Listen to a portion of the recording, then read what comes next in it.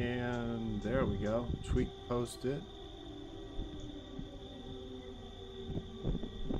Factory had opened representative offices in Niger capital of Niger while deploying a number of fighters. There are Wagner forces apparently inside Niger. I mean, I think this is something I've been looking at here, that this could be a, well, not a Russian setup possibly, but a destabilization by what is already known, you know, Wagner. Pretty much experts in destabilizing countries, and possibly that's what we're seeing here, a new wave of destabilization or something like that. I mean, that could be what we're seeing here. I can't claim it. I mean, all I know is that supposedly there are Wagner forces and sort of a diplomatic post, I would say. But yeah, you know, we had Wagner and Belarus has announced joint military drills that are apparently going to be occurring here.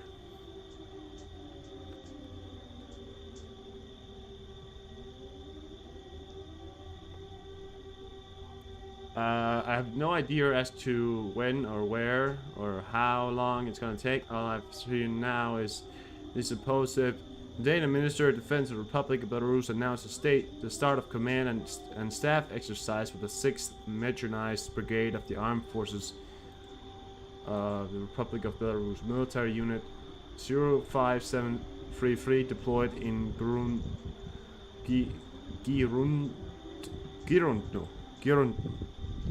And that is supposedly what's going on there. I mean,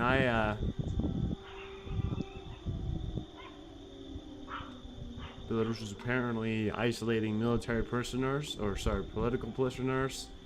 There's supposedly, yeah, there's lots going on. I mean, not only in the field of Belarus right now, but there is these joint exercises. And I have no idea how long these exercises are going to be, but all we know as to what these exercises are going to include is going to be on the front line. That's something that we do know is happening right now. Apparently, there are these exercises that we're supposedly going to be seeing here. These joint military exercises between Wagner and Belarus is going to be in the border of Belarus and the border of Belarus and sorry, on the border of Poland and Lithuania. Lithuania, yeah, not Latvia. So yeah, I mean, that's what we're seeing now. That's what we're hearing now, alongside with this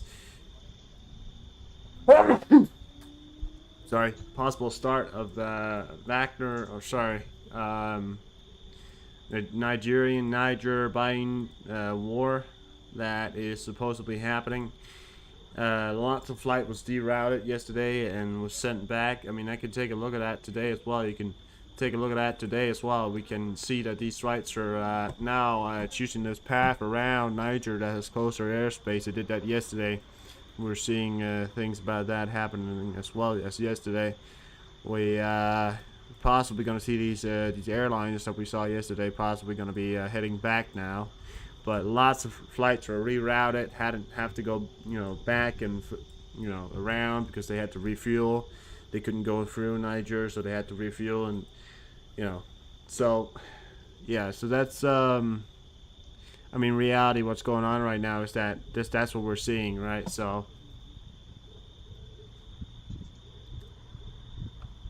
yeah,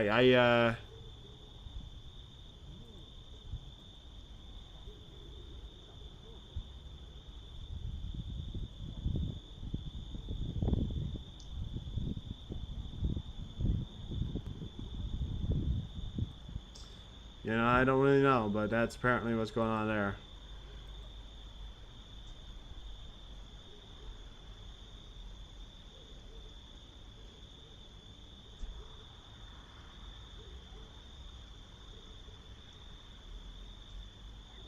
Sorry, 1 second.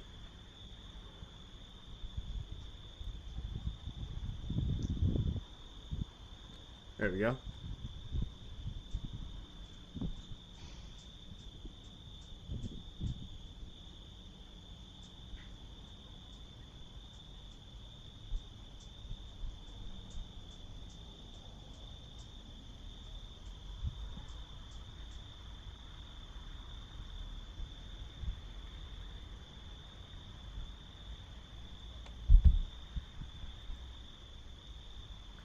Right. So I mean, that's what we're seeing there. How you doing, Rose? Hello.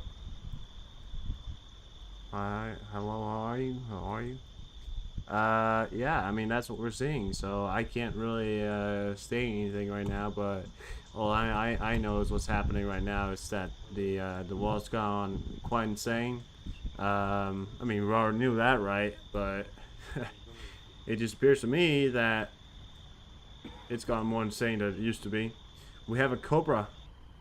Is that a it's a Boeing RC-135 Stratonaut with the name Cobra, but it's not. What? It's a cargo, what, tanker? It's a river joint module, but it's called Cobra, so it's not a Cobra ball. Those are a different kind of plane. I'm good. That's fine. We have a Cobra ball or a river joint, and the river joint. Uh, yeah. There's none of these planes over the U.S. right now have any registration. I mean, there's some of them have. There's the one called Gucci. Gucci is called as a KC 10, and the other ones, which is one that's called Cobra and the one that's called Top CT, has that. But we had two river joints up right now over the U.S. I want to check ADSB, see what's going on there. We usually get a little bit more tracking when it comes to military flights on that one.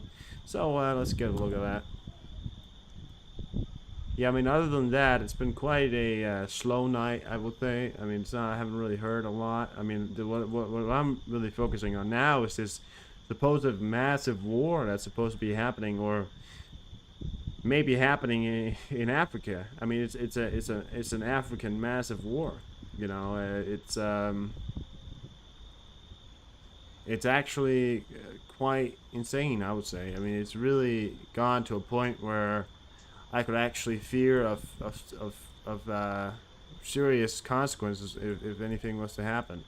The only consequences that I fear is the factor that Wagner is in Niger, you know, and they have set up diplomatic posts in Niger, and they are working in Niger. So this could be a Russian set war to trying to deflect us, or trying to get the U.S. to send weapons and ammunitions or stuff like that to try and thin out the rush to resolve or something like that, you know. And we got an E6 in Florida right now, actually.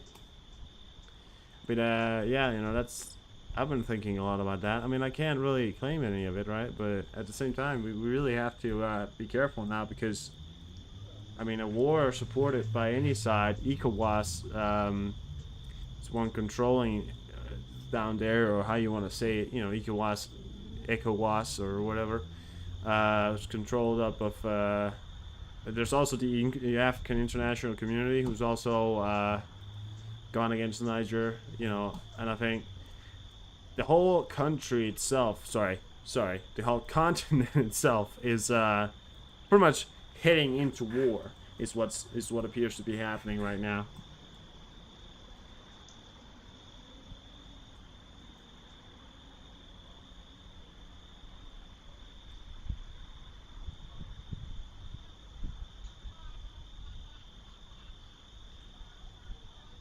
So, I mean, I really, I really do not know. I mean, I do not know what's going on at the moment. I have no idea. We can sit here and talk about it, but yeah, I mean, we can analyze the situation as to what's going on. In my mind, what I'm seeing right now is the indications that Wagner and Belarus are not done exercising, but now they've moved their exercises to the border.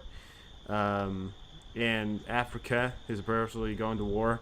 So, you know, it's a jolly good time to be alive. You know, the whole continent is about to go to war. And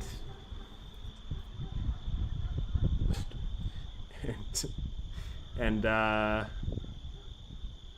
apparently another continent, you know, Europe, NATO, was about to go to war. If so, I mean, I don't know why they would be launching drills on the border. What I don't know about that is because they don't really have a reason to. They're not at war. I mean, why do they need to train? Other than if they are preparing for war. I mean, I can't, you know,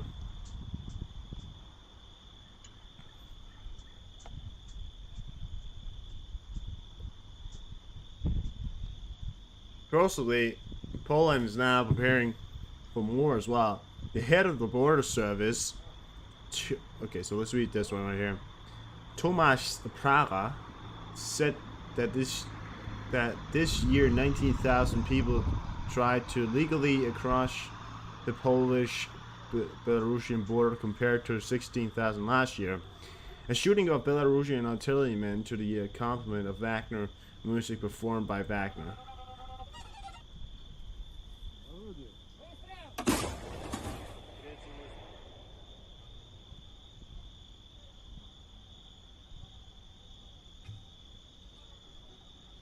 How you doing, Patty? The hell?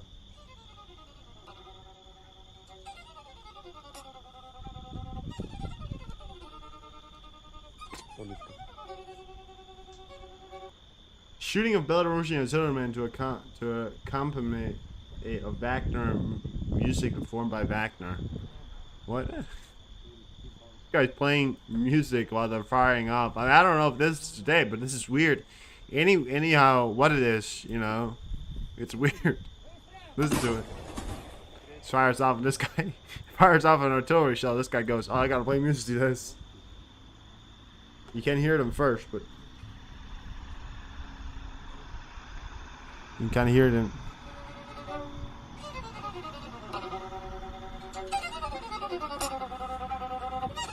If he's not very good at it.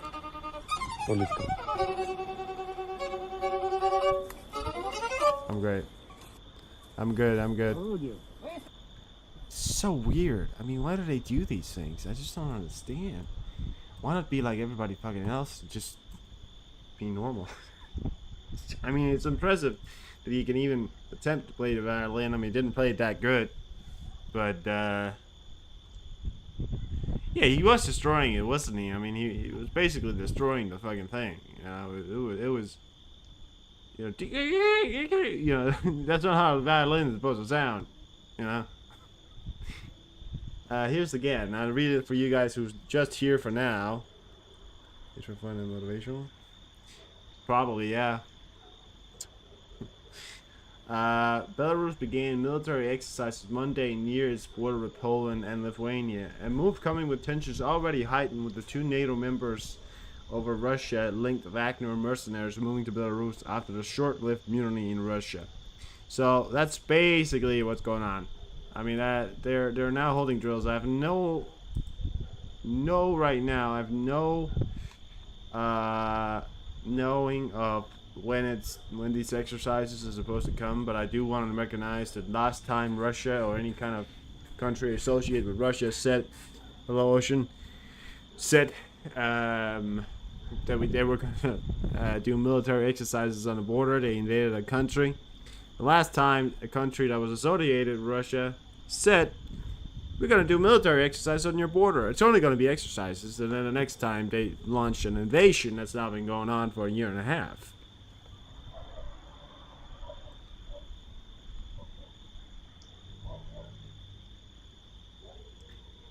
Well, I don't know, Patty. I mean, I can't know. I just don't know why he's doing it.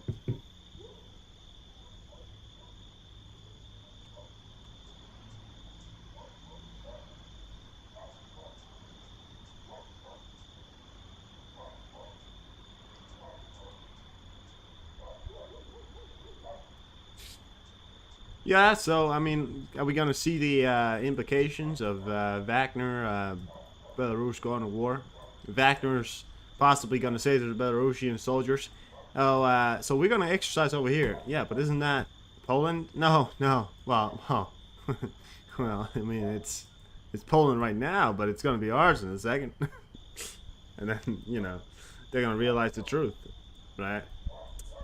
But, that's how I see this playing out right now, at least. I mean, I can't claim that, right? But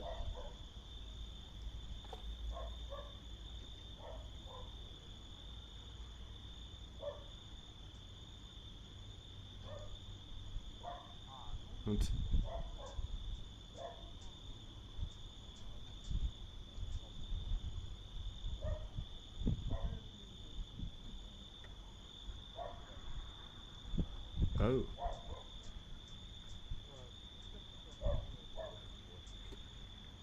Okay. This guy was talking about how today there was riots in Belarus and in dictatorships, you know, in their dictatorship countries, and then in a democracy country in France, I think it was, they installed a new light that came from the sky, you know, like a cross. Doing that, a cross walking thing that came from the sky, which is pretty cool. Yeah, I don't know. Look at this. Apparently, what they're saying is, I don't know. Evening. This is not in a Western country, but look at that. Supposedly, this is to replace painting it on. Why? I got no idea. Because it would make the same effect of just painting it on and it would cost less. Современные технологии. Yeah, and then supposedly this is and then they're saying, oh, look at Western country. Look at Western country. Look, this is in Western country. And then they're saying, oh, look at the riots. Yeah, right. That's totally in the Western country. Yeah, sure. All right.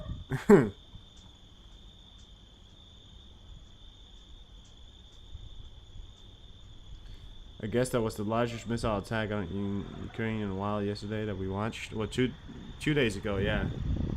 Well, was there a missile attack yesterday? I wasn't. Well, yesterday, yeah, sure. I mean, yeah.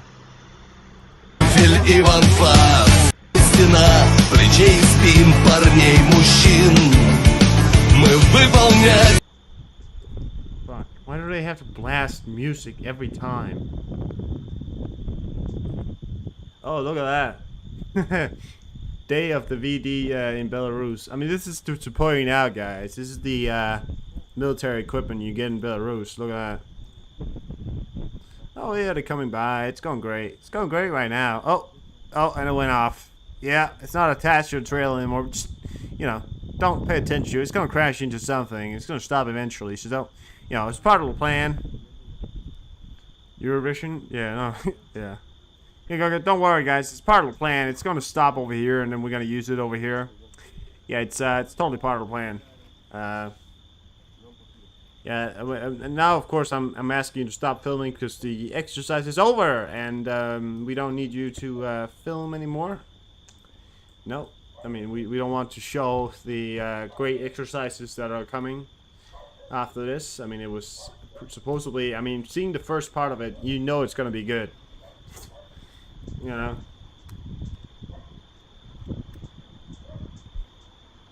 nothing wrong to see here. I mean, there's nothing happening here.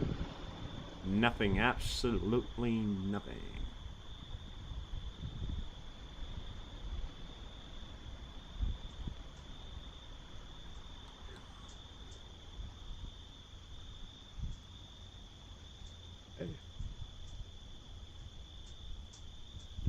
Yeah, supposedly the engine has a vodka-driven engine. That's why it's going off on its own sort of wheels. So stupid. I mean, it really is. We had an AVAC, Australian AVAC in Australia. Not sorry, in Alaska. We got some Martin. We got Super Hercules. Yeah, we have some interesting planes. We got two river joints. One is called Cobra, and the other one is called Top. And I thought it was a Cobra ball, but it's not a Cobra ball. It is a river joint, supposedly.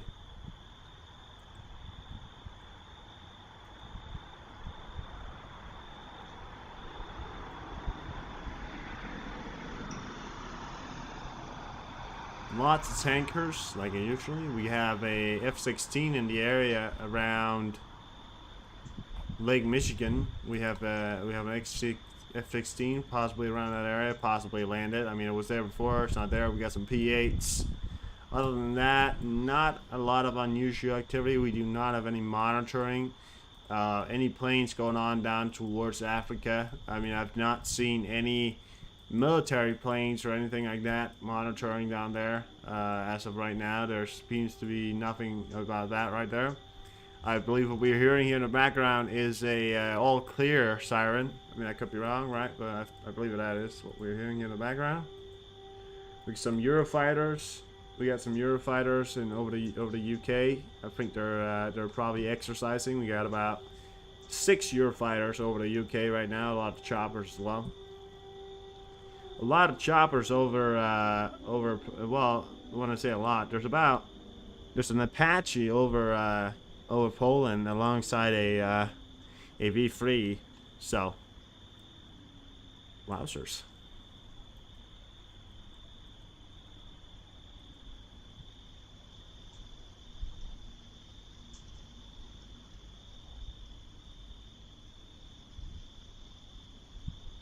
Oh, and we got an E6 as well. And an E6. So, that's your, that's what I would say is, that's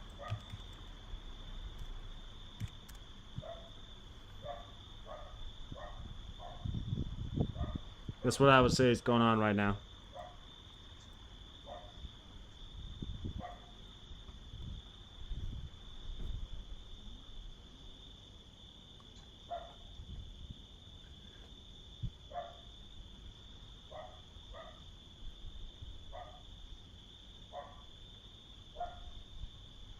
Well, I mean, that's an American way. I mean, usually, well, I mean, that is very possible, Ocean.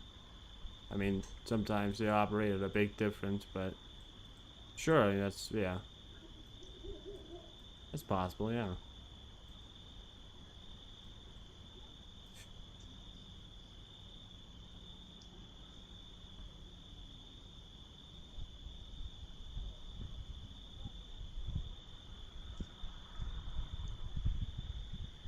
Oh, somewhat of a big push here today from Ukraine. Nothing significant, but around the Donetsk area, we've seen about a 2-kilometer push. That's pretty cool. Pretty good. I will be honest, I am a little bit conflicted right now because I have not seen that much of a push around when it comes to the Ukrainians. I would have hoped for a little bit more of a push. I mean, it just seems to me that they're not really going for it, which is sad, right? But we'll keep an eye on it. They're doing some kind of big ass exercise right now. They got a bunch of choppers up. They got an Apache, 2 Apaches, 2 Merlin, and then they got 3 Linux. Yeah. So that's, yeah, they got a bunch of Eurofighters. We got a Doiner from German military.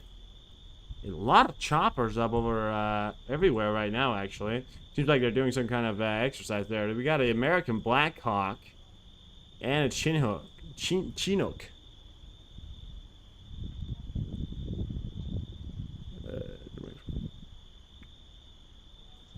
Keith. Fair enough.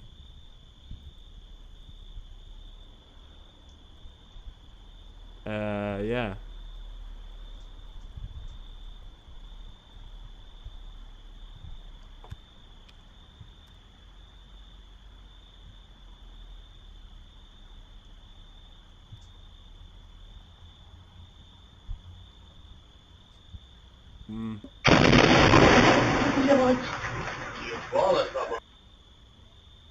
That's supposedly the video. The 8th in the 7th, we got a video here. But that's not even a video. I mean, I don't get these things sometimes. How am I supposed to trust that this is something that's happening? Oh yeah, this is definitely a video of an explosion.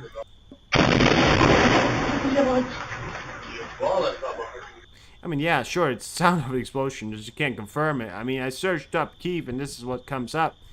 Yeah, it's very possible. What's the time in Ukraine? It's about 40 minutes ago. Possibly. I mean, I can't confirm or deny. Haven't seen anything on this one, but, you know.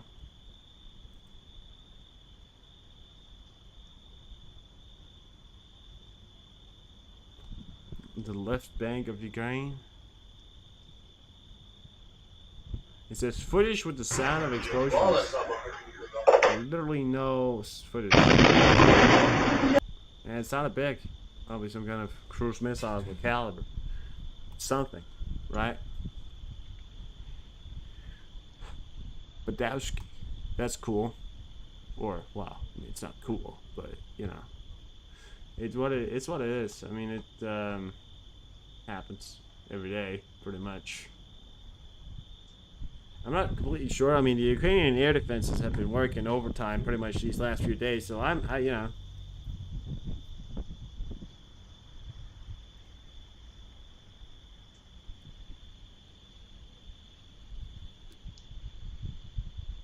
I can't really sit here and claim that video shows an explosion when all it does is a still image of two people talking and an explosion sound.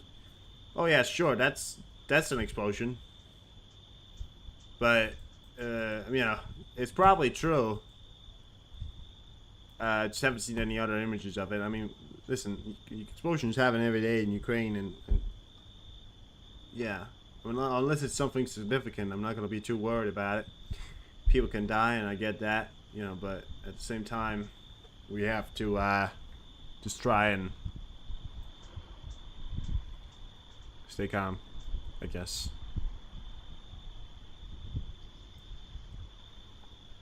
It may show up here. I haven't seen anything on this yet, though.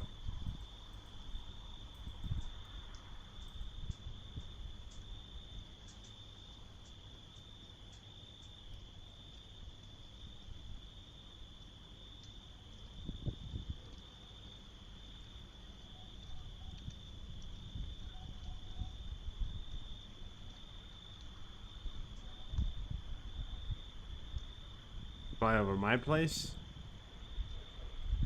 What military aircraft are you talking about, Ocean?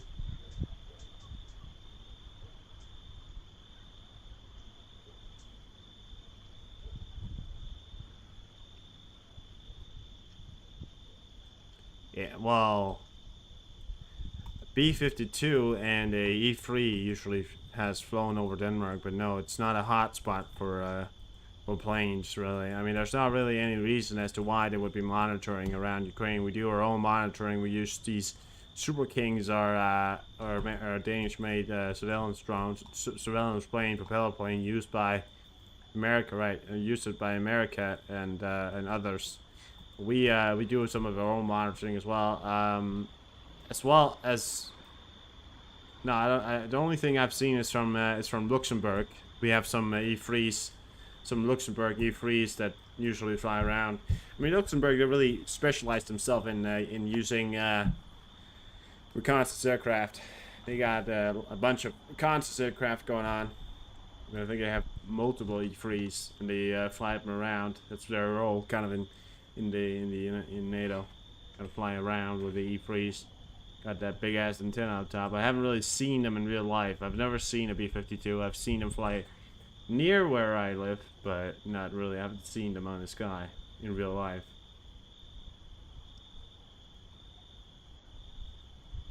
Yeah, so I mean, lots going on still. I mean,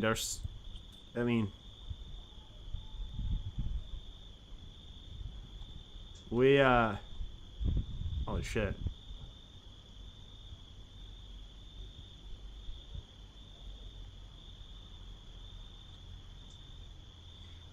It's crazy right now. I mean, there's about the Africa about to go to war, right? I mean, I can't really see where they're going to be around escalating this situation, and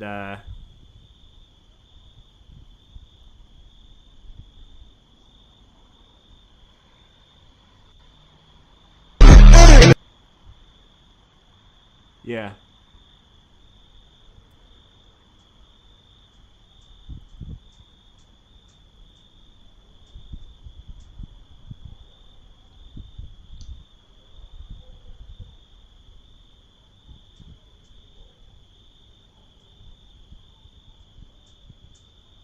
What the hell?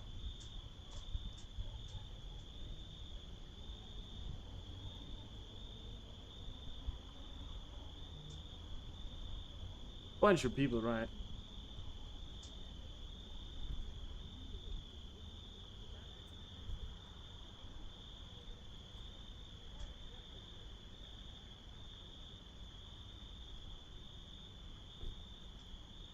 there are a bunch of Eurofighters and Blackhawks, Lynx, and Merlins choppers, helicopters, and Eurofighters are jets. Eurofighter 2000 they're called, and then we got an Airbus as well. We also got a chopper in Norway, Norwegian military as well, but I don't, you know what, it doesn't really have any details. We do have a Ukrainian AN-12B flying towards Ghana right now. Took off from Namibia. We got a Ukrainian aircraft. Yeah, they still do missions outside. You know, it's funny to think that a country that supposedly is to be a war against a great and mighty power, you know, can still do missions outside their country and fly planes outside the country, act as if they were not at war at all, which is it's further proof as to just how fucking weak the Russians are at doing any sort of military exercise, right? I mean, it's still a special military operation to Putin. I mean, at some point, he's gotta recognize the fact that it's a war. He already has called it a war. People said it was a mix-up. I think he's fully understanding the factor that he's in a war and he's in a long war and he's in for the long haul. And Putin's in for the long haul. It's really just his country that has to decide for the factor. I mean, he's probably making some kind of plans as to what he wants and what they want to do, but yeah. You know, this is the further indications that we're seeing in Belarus, right? Well, it's impressive, yeah. Their cargo planes they're flying around, they're probably picking up maybe some other equipment or bullets or whatever the hell they can get their hands on. Maybe they're offering their planes as sort of explanation. I think Ukraine's recently pulled over some bills that, you know, because they haven't really traded in money, they've really just been given it. It's aid, so they have been turning over some bills lately for some of the first bills that they're supposedly gonna pay back, which I didn't really understand the tweet about it, because how is Ukraine gonna be paying back something that was aided to them? You know, it's the same as saying, oh, you were given something in charity, but now you have to pay it back. That doesn't really count out, you know.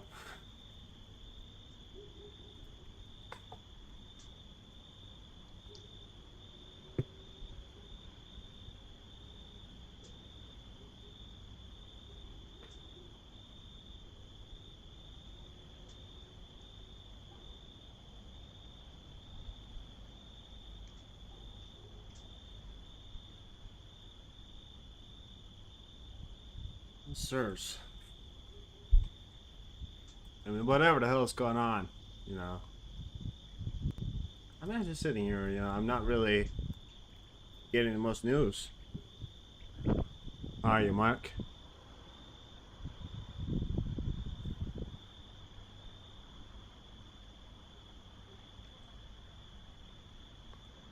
Um, did you guys see? I mean, I think it was earlier, but that young leader of Niger,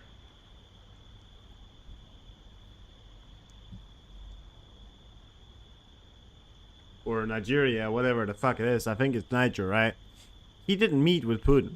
I mean, this is like a young military leader. He's one of the youngest. He's actually the youngest leader in the world at the moment. He's a military leader. What gives it off to the fact that he's a military leader? I don't know. You know, maybe the fact that he's wearing a fucking military suit. But they both met with Putin, and he actually had a private talk with Putin. Probably some kind of talks about security guarantees. You know, I wasn't gonna go to Putin for security guarantees. It's going pretty good, Mark. How you doing, DV? Welcome. But yeah, I mean, supposedly, I thought that we were gonna get some kind of response lately. I mean, the ultimatum that they said, but ECOWAS also said that ECOWAS said that they may move the delegation to the ultimatum to the 13th. So that's still some time from now. That does give Niger some time. I mean, so Supposedly, yesterday was when the ultimatum was supposed to be given and supposed to be upheld, right? But it still hasn't, and they still haven't. Oh my God, there's so many jets over the UK right now. There's one, two, three, four, five, six, seven, eight, nine, 10. There's 10 Eurofighters and Typhoons. So there's a mixture between 10 in total of Eurofighters and Typhoons over the UK right now. Oh my God, that's a lot of jets. I mean, possibly some kind of massive exercise, right? A lot of jets to have flying right now. It's quite insane, actually. That is insane. Wow.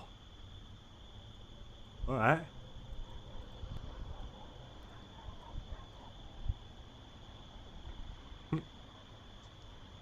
Well, they're not fucking around now, are they? About to show the whole world that the United Kingdom still kicks ass. I'm doing pretty good. They're about to show the whole world that the United Kingdom can still kick some ass.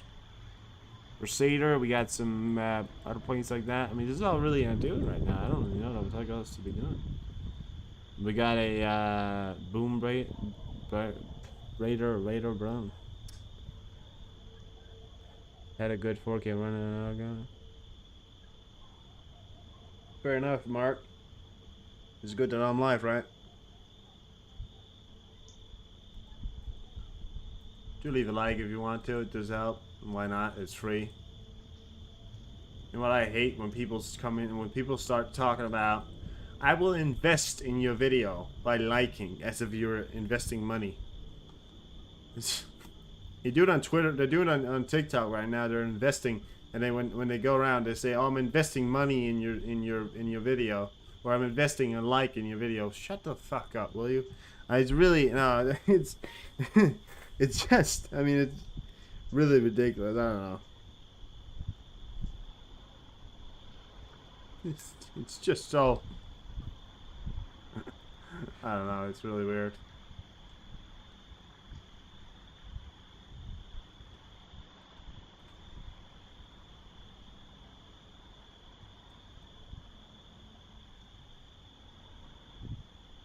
It's insane. I mean, that's a lot of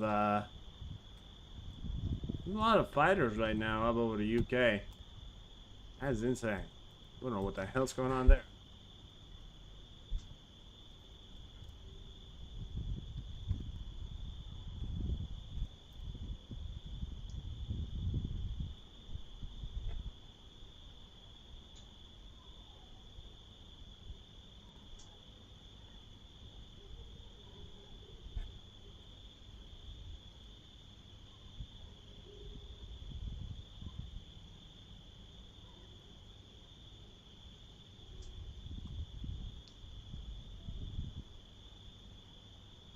I don't see any tweets about a military exercise of jets.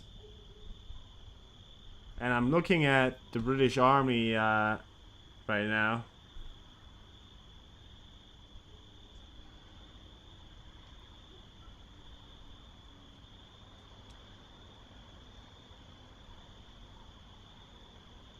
Trying to see if there's any one of the first units to set our next generation all-terrain armored vehicles, the Boxer in the Royal Regiment of Fusiliers or whatever. Well, that's a new generation all-terrain. We got hooks in the front. All right, look at that, British. Yeah. I do not see any, but it's probably posted a long time ago. They probably had this pan for quite a long time ago. They usually posted on their Twitter, but yeah.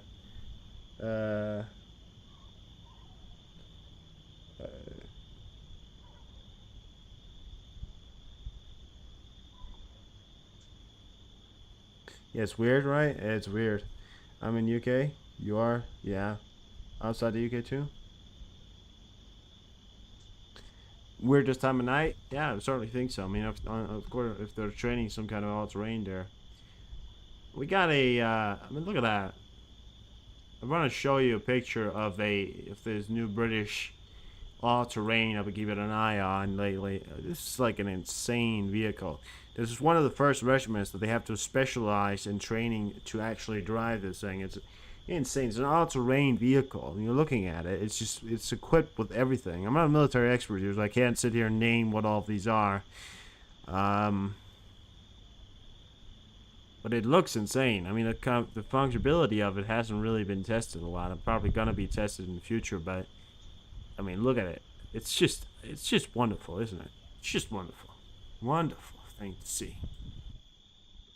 It's just a wonderful thing. How you doing, gamer? Yeah, it's I don't know, man. It's weird, you know. Whatever the hell's going on there, I don't really know. Got no idea.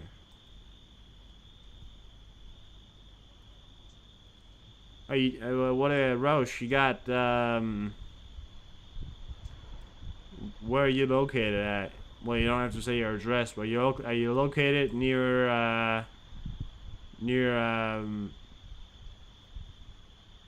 how the fuck do I say that? Middlesbrough or Withby? Withby? I can't say that. Are you located near Edinburgh or Glasgow, or are you're not in Scotland? You're in the UK. Well, UK Scotland is the same, right? So the United Kingdoms. Are you in England or are you in Scotland, or Wales or Northern Ireland? There's actually 11 jets now, as I can count. There's 11 jets now. Whitby. Are you in Whitby? Fucking Christ. There's a jet just outside. Just outside. Well, outside the ocean there. You can I don't know if you can see it. It's probably pretty far out. Probably can't see it. Oh, you're in Wales? Oh, never mind then. Well, then you can't see it. Fair enough. You got sheeps. I know it's weird to ask, but sheeps outnumber people 3-1 in Wales. So I just want to ask you if you got sheep, or are you not a sheep farmer? Sheep herder? Herder? It's a weird question, right? But I feel like I gotta get the answer. You're in Cardiff? You're in Cardiff. Oh, you in Cardiff? Oh, there you go. Yeah. Okay, so you're not. Okay, fair enough. Welcome back, Ocean.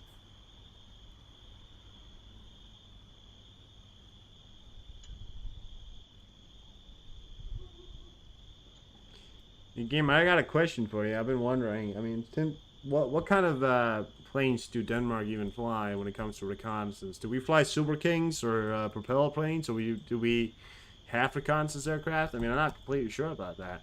Usually, I would imagine we use something like Super Kings or Cessna classes or something like that for reconnaissance. I mean, I just heard that you were in the reconnaissance area, so I just wanted to ask you if you knew anything about it, which I presume you do.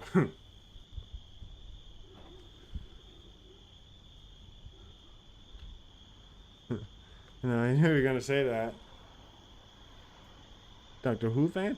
Oh, sorry. Yeah, not all sheep are. My bad. No, it's just, sheep outnumber people 3-1 in Wales. I just wanted to ask you. It could be cool or not. I don't know. Yeah, sorry about that.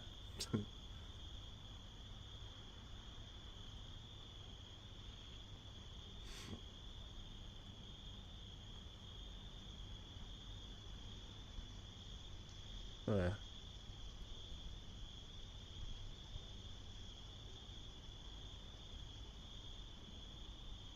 Well, Bob, I thought you said you were I thought you said you were a guy in reconnaissance aircraft. I thought you said you were recon. Are you? On ground recon, or what kind of recon are you? Sheep shaggers. Oh, wouldn't say that.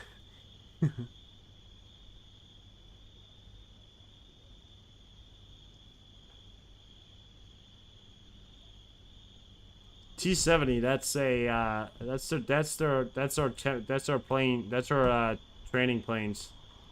The drones, yeah. Oh, drones, I could imagine, right? T-70. That's our ground recon. Fair enough. I thought you were air.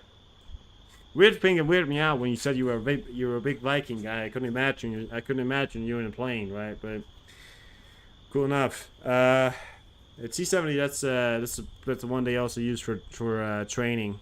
Probably also could use for reconnaissance, but yeah. Recently, a T-70 crashed into the ground. You probably heard about that. They've actually stopped the T-70 flying for a little bit.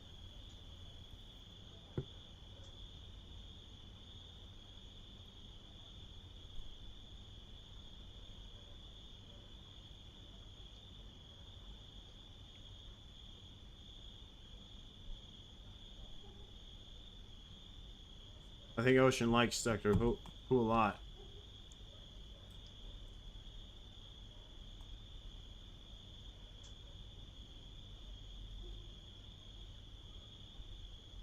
Tarn? What are you on? What service are you on? You on Flight Trader? I don't, it's not. What? I don't have it. I don't have a TV. What kind of plane is it? I do not have it. 3,000 people is tracking a Royal Air Force Typhoon just outside Scotland. Yeah, fair enough.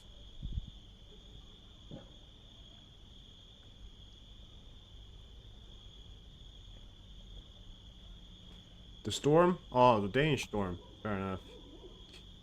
Yeah, I'm not really a weather guy. Probably couldn't, you know, not much about it. I mean, I can tell you what's going on right now. It's pretty fucking windy in Denmark, so there you got, there you have it. But as you can see, there's strong winds coming in from strong and cold winds coming in from up north. Coming in from up north towards Norway, heading down towards Denmark, and it's where it really picks up speed, and that's why we're getting a lot of airspeed over Denmark right now, and then it heads into over the Baltics and inside towards the towards Sweden there. But it's really coming from all sides right now. You'll get our daily wind pattern or something, but it's coming all over right now. Look at that. It is. I mean, it's quite cold, and it's a strong wind coming up from the north right now. You want to get your sources from that. I think it's Russian wind as well. I think it's Siberian. Oh, is it? It comes down from the Gulf, so it's not complete. It's not that cold. It comes down from the Gulf. I think a Gulf Stream somewhere around here, so it's pretty good. But whatever. We got a lot of strong winds in Denmark today. If you are in Denmark, which I know one of you are, do take precautions and be aware of the fact that there are strong winds in Denmark. Not a lot of precautions there.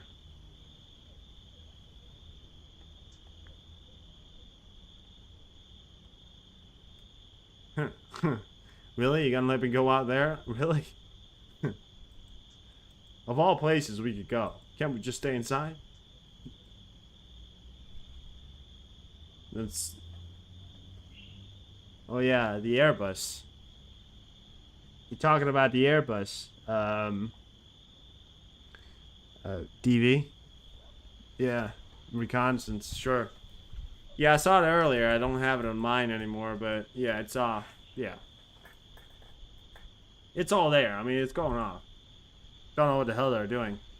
I imagine exercising. They haven't posted about it on their Twitter. They usually do that, but probably if they want to keep it somewhat secret, they probably don't post about it. So, you know. Well, nothing's really happening. I mean, we got a lot of planes over the UK jets, but otherwise that, nothing really.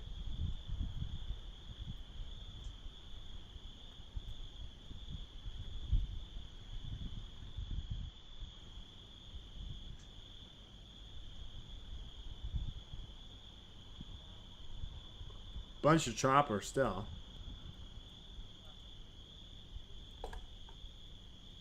We got a Spartan in. I love the factor that Greece has a plane and have named it Spartan. I love that. It's so it's so classic, really is. And then some of the planes, one of the cargo planes, is a C-27J. It's called Spartan. Spartan. How far does once a Spartan was asked, how far does the Spartan territory reach? And the Spartan reached out his spear and said, as far as this spear reaches, that's Spartan territory. Huh. There are some tough motherfuckers. I mean, it's one of the first kinds of special forces. You got the original military, and then you got the special forces, which are Spartans, right? Spartans. What? Wagner Group in Africa shares Putin's global ambitions as Syria in 2000. Yeah, there's Wagners in Africa, by the way, but you didn't know that, but they are there, and there's also some Wagners in the capital of Niger. I suspect that they're behind a lot of what's going on here, some kind of destabilization of the region that's gonna take the focus away, or at least try to take our focus away, which, I mean, probably could be successful in some ways, but I don't think it's going to make much of a difference. I don't think we're going to be interfering too much. I mean, when it comes to humanitarian crisis, sure, we will have to interfere, so be ready, because your inflation, if you thought it was bad now, if Africa goes to war, it's going to be real fucking bad. You know why? Half of the shit we import comes from Africa. Well, Africa contains about, what, like 15% of the world's resources? I think it's more, actually. I think it's way more. But if that country goes to war, we got a disruption in the distribution. You know, all I want to say is there's probably gonna be not, well, the prices for everything is probably gonna go up a bit. I mean, inflation could be worse. You know, if we have to spend money on it, sure, it could be worse, but well, whatever, right? It's it's gonna be alright. Don't worry. One of those wars I don't imagine being over fast as well. I mean, we do have a lot of countries against one country, but there's also having to think about these kind of wars and how they usually play out. They usually play out over years. Sometimes it could be quick. I mean, that's true, Ocean. I mean, to point out, it could be over quick, but at the same time, you gotta understand these sort of wars, you know, they fight and then they become a failed state and then they never really end, which is the annoying part. And what happened in Libya, supposedly, you know, if you haven't seen the 13 Hours, the movie that's on Netflix, it's a great movie. I love, one of my favorite movies. I rewatch it like all the time. It's called The Secret Soldiers in Zimbabwe. No, sorry,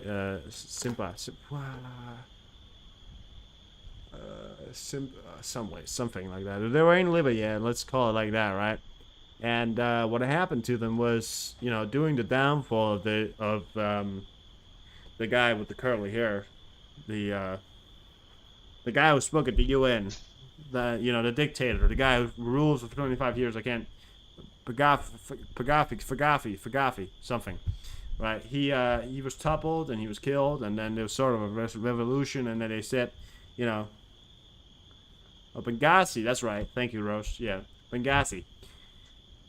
And there was a resolution and all that, and they said, you know, it's going to be a democracy now. And then, sure, all of a sudden, you know, it wasn't just a democracy. All of a sudden, you know, there's warlords all around. Gaddafi, there we go, Gaddafi. You got it, Roche.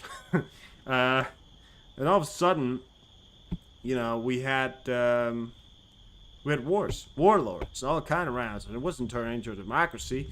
What happened was it turned into a fucking shit show, and it became a failed state.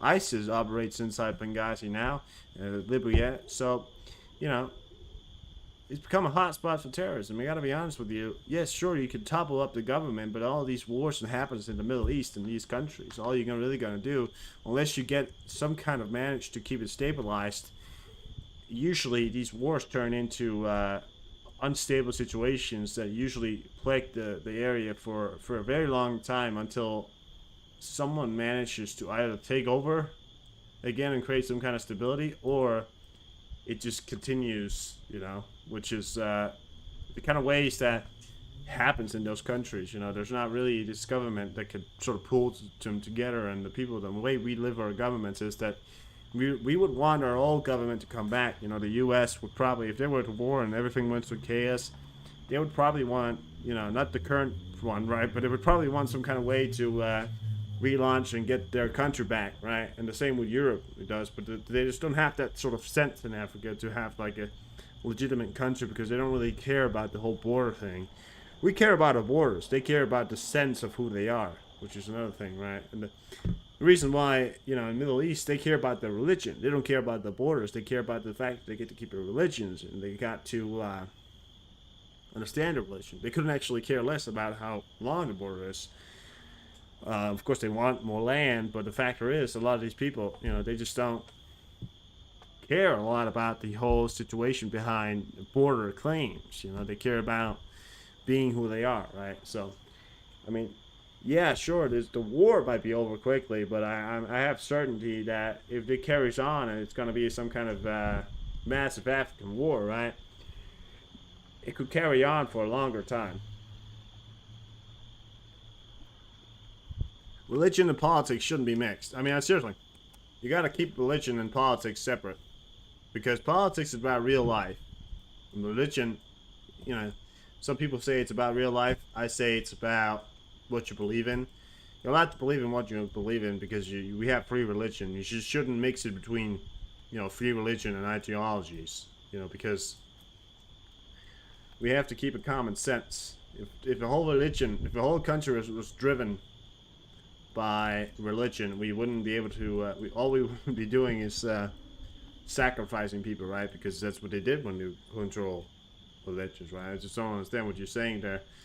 Listen, what I'm trying to say is, I don't want a country driven or a country led by religion. I want a country led by people who understand what they're doing. That's just what I'm saying, I mean, I respect the religion and all that, but I just don't. I want a country led by people that has a common sense, and not people who believe in hocus pocus, right? I mean, it sounds wrong when you say it like that, but I hope you get it. British tank plane and Eurofighter are active over Jordan. Where you got that, Mark? You got, oh yeah, sure, there it is. Yeah, there you go. There's 2 Eurofighters, yeah. Just as you said it, Mark. I saw 2 Eurofighters. Thank you, Mark. Can always count on you, Mark. Oh, hi, Mark. Hi. Next time you come in here, Mark, I'm going to go, oh, hi, Mark. That's the worst joke ever, isn't it? I mean, let's keep an eye on that. Where the hell are they going? Exercises in Jordan. I've never heard about that before, have I?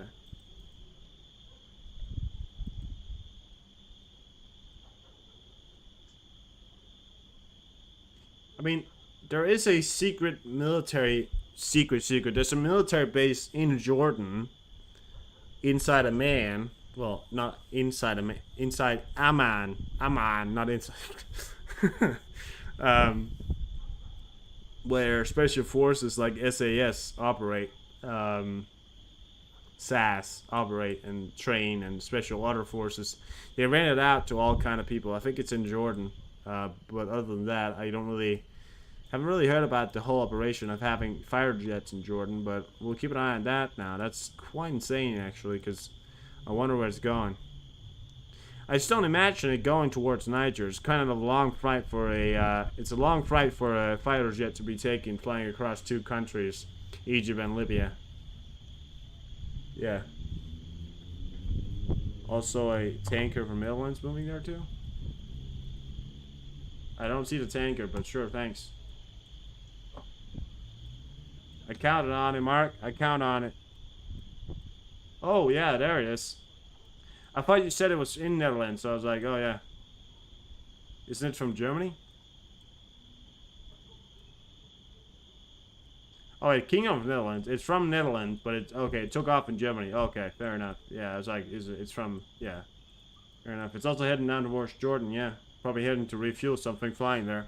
They got an escort, maybe, you know? How you doing, Desire? Maybe they got some kind of escort. Now they got, you got it, Rose? That's good. They got some kind of escort coming down probably to refuel or something like that, or escorting someone or something, or someone important maybe, or whatever, right?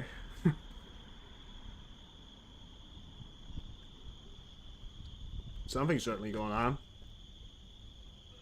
And we knew this was going to happen. They were going to muster up something. I have the feeling. You know what I have the feeling of? That Britain has that sort of inner sense to like, oh, there's a war going on. Oh, good sir, there's a war going on in Africa. We must go there so we can take back our land. Are you sure they're gonna be okay with that? Yes, of course. Who wouldn't be? It's our land after all. Oh, I'm not sure the UN is gonna be too happy about that. Screw the UN. We'll take it anyways. We'll take back Egypt. Why not? Not some money. As like an inner sense. I think like Britain, they like it somewhat. USC was Ghana for a second. Oh, Ghana. I saw a Ukrainian Antonov in the area around Ghana as well, Mark. That's how the English talk. Exactly, Rose. That's how the English talk. That's exactly how the English talk.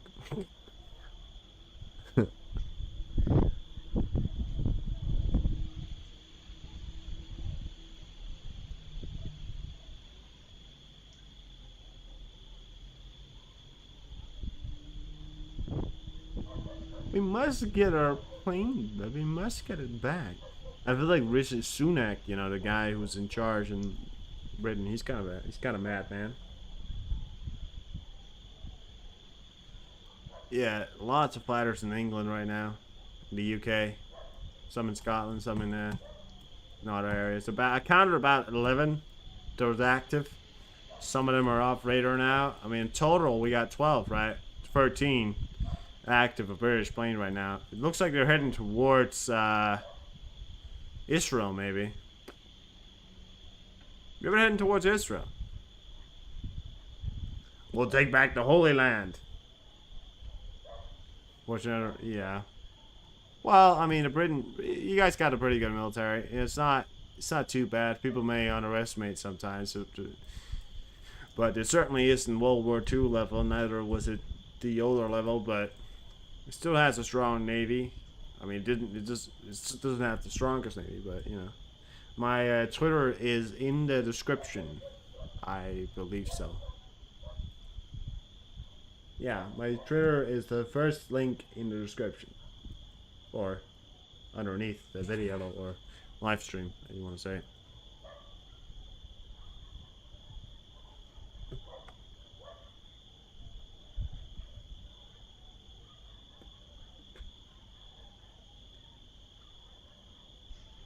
Monitors.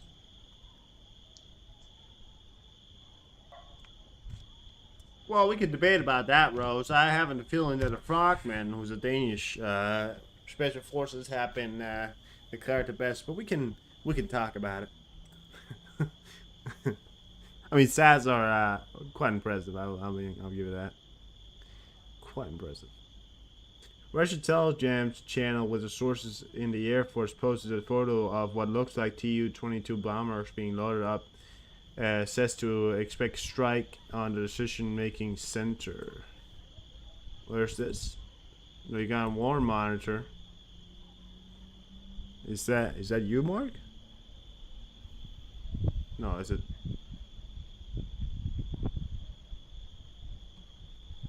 Traffic on Crimea Bridge has been suspended. That's 1 hour ago. Alright.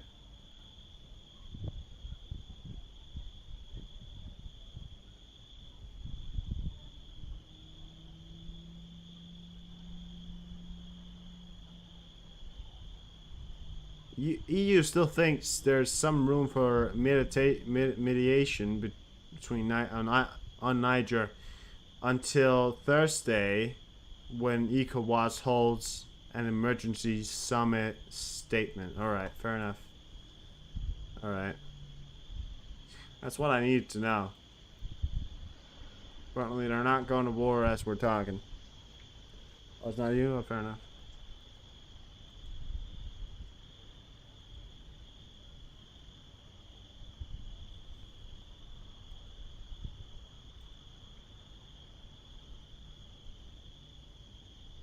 Niger is calling on its citizens to be ready to defend the homeland and the independence of Niger from foreign intervention. Oh, Jackson Hickel. Fuck that guy. You ever hear about Jackson fucking Hickel? Don't listen to that asshole. He's an idiot.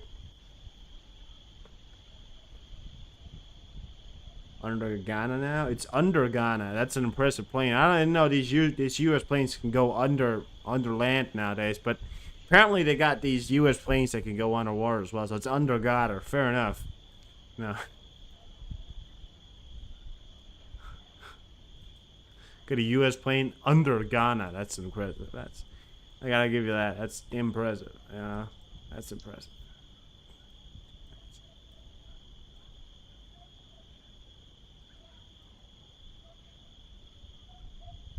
Well, I still don't see it, but yeah, it's probably there.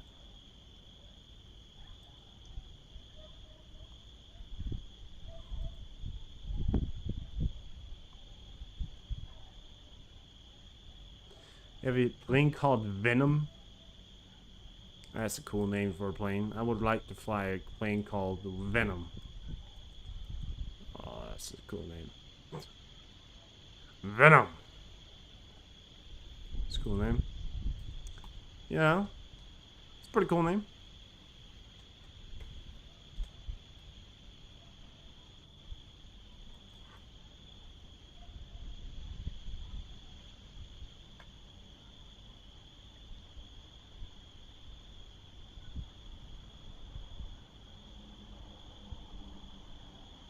I think, let's be honest.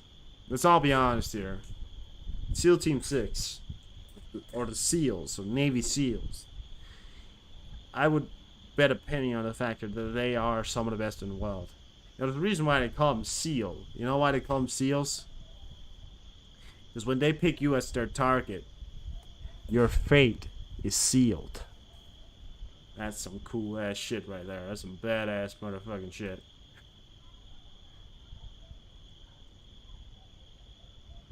And one thing you can be sure about when the SEALs come looking for you, your fate is gonna be sealed. And that is a fucking promise.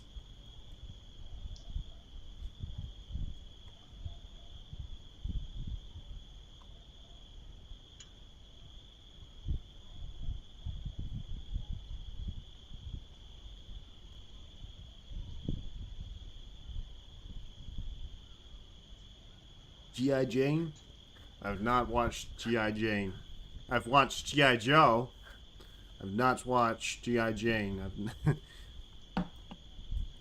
you guys watched Johnny English? That's a fucking classic movie. It's with Atkin, what's his name? Atkin Rosen? His name is something, and he's pretty damn funny.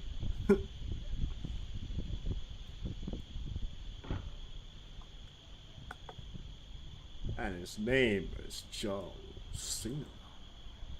We got a Hercules in Morocco.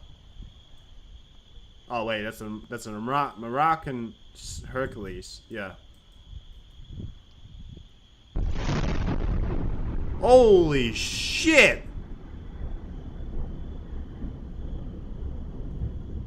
Holy shit! That was in Kramatorsk. Holy shit, that was loud. Oh, another one.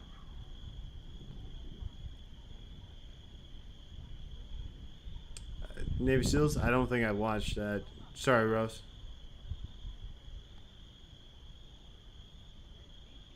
That was probably a cruise missiles or something happening right there. We heard it happen. That was in Kramatorsk. Kramatorsk is Donetsk.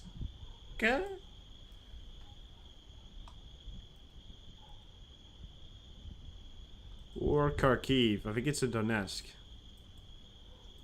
Good God, guys. That was fucking loud as shit. Holy. Damn, that was loud. Well, now I believe the whole West Bank Kiev theory is true.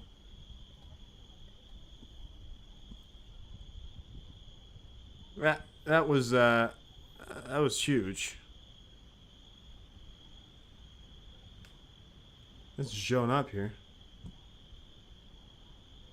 No. What was that?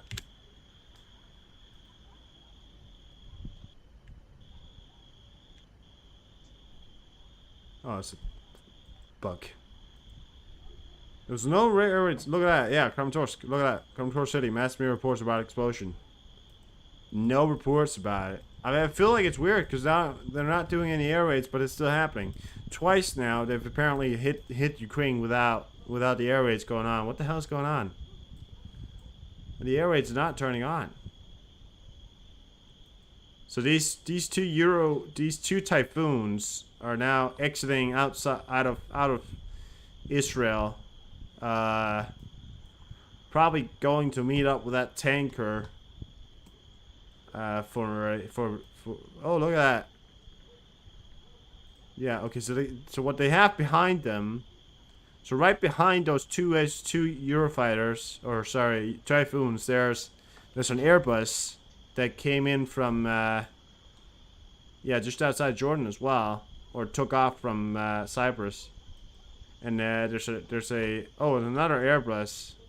There's two Airbuses in the same area there, and a tanker in the same area. So probably heading to refuel or something.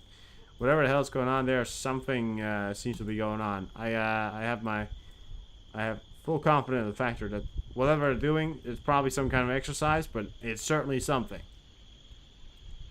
That was huge, by the way. Big ad.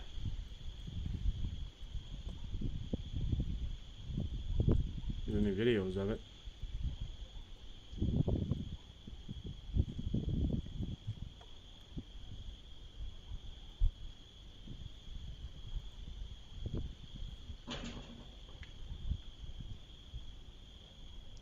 There's no reports about explosions as of yet.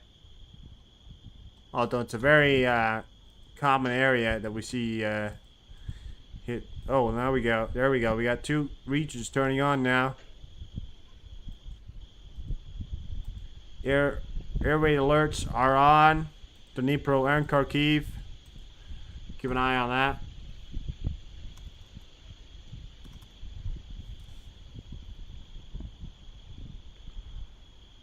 Yeah, we got a P in Romania. That's pretty common. It's there every day. It's been there for like a month now every day. It's fucking weird. Yeah, you guys are a bit late, but yeah, 4 regions now just turned on. We got air raids in the background here.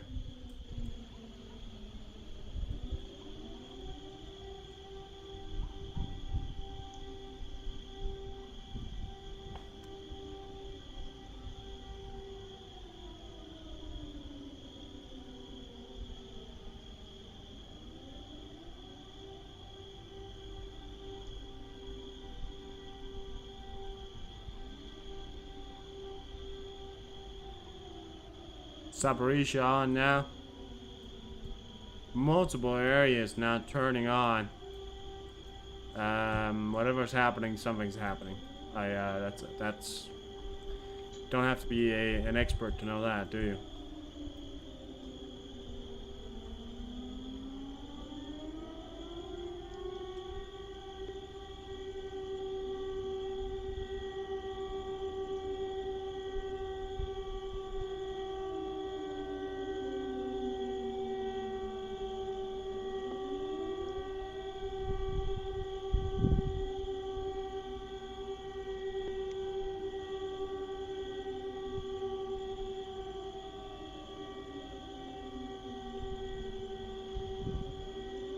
Oh, look at that. Quarter of Ukraine just turned on. It's actually somewhat the same areas that we usually see turn on. I mean, this is an area that's been famously under attack by no idea if it's air or ground or naval operations, but it's certainly something. You know, otherwise we wouldn't be hearing about it. It's the first time I've actually legitimately heard it happen. Well, not the first time, but that big, you know.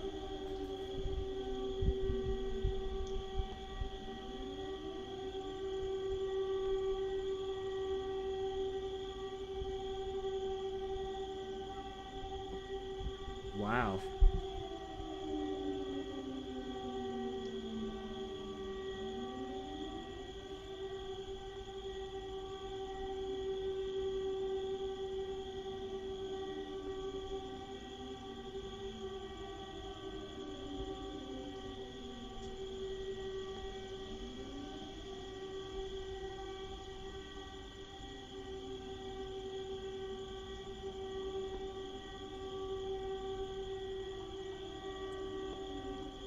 You guys ready to hear boom? Boom.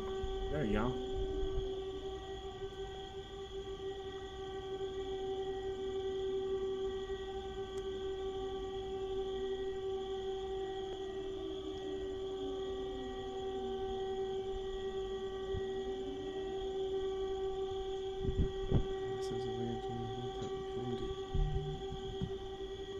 Fair enough. TV. Oh, there you go. Where are you looking?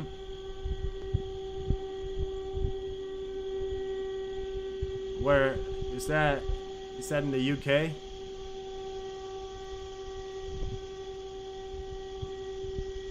Wait, is that in the UK or somewhere else? Van?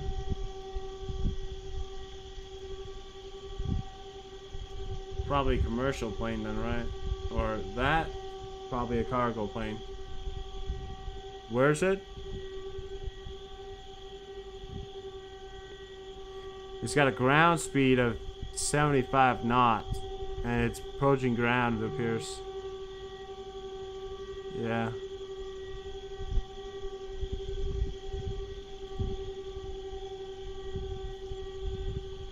It's probably a commercial plane. And no, it's got no call sign. Yeah. Cargo plane calls something, something, something. I can't see a plane then. Yeah, I don't know. I can't. I don't know. Probably a commercial plane.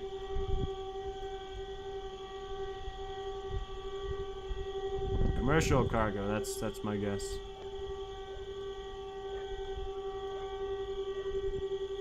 That's what I think.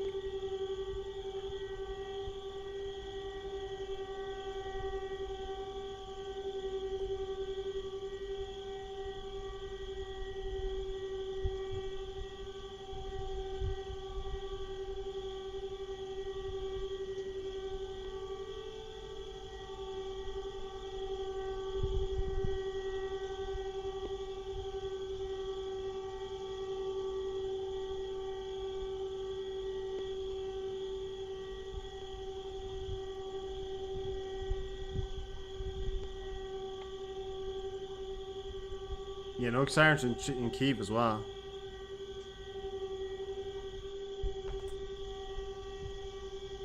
Yeah, there are no sirens in Kiev as well. That's what I'm saying. You know, it seems to me that perhaps the air defenses have been so depleted over the past few days that they may now be having a bit of struggle keeping it up. I mean, that's me seeing right here. I could be wrong, you know, but yeah.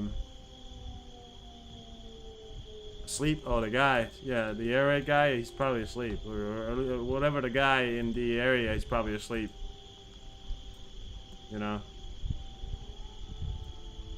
Or they're having electrical problems. I don't know.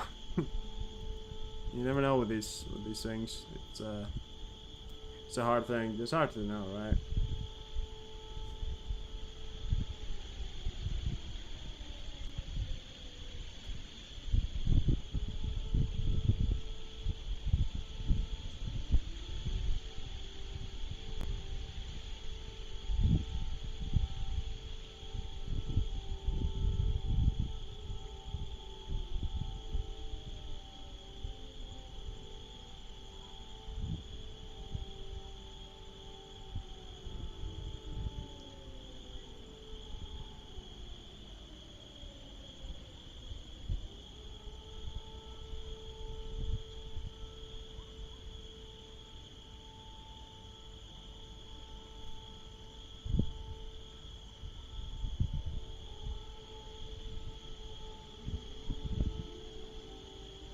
What is the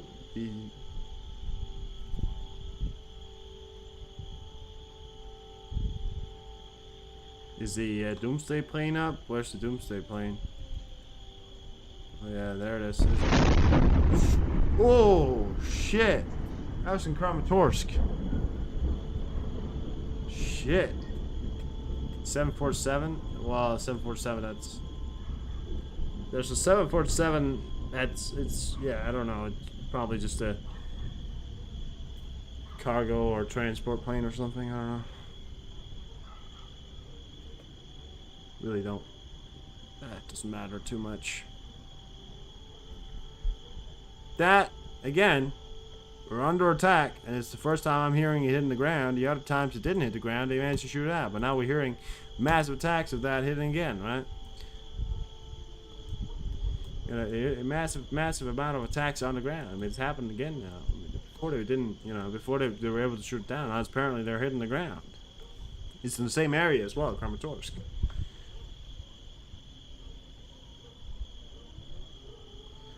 Fair enough, Mark. Thank you.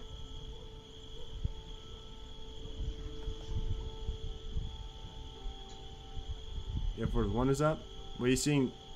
Where's that at? Is it in America? Obviously, it's in America.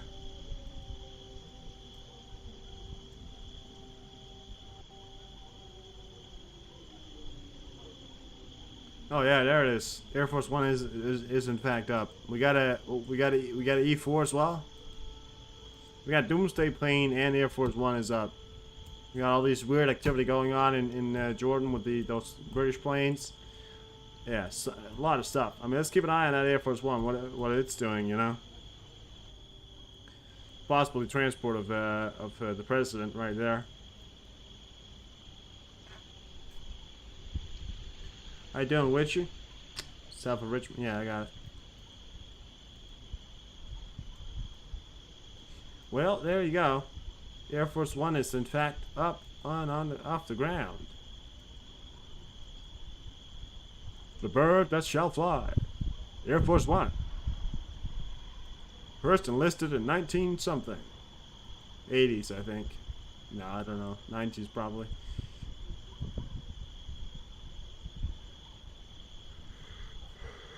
That's what? Yeah. 29,000 feet, 454 knots, heading across America. I mean, it appears to not be going out towards the sea, so it's going somewhere inside America. So, not directly heading out to sea, but, yeah.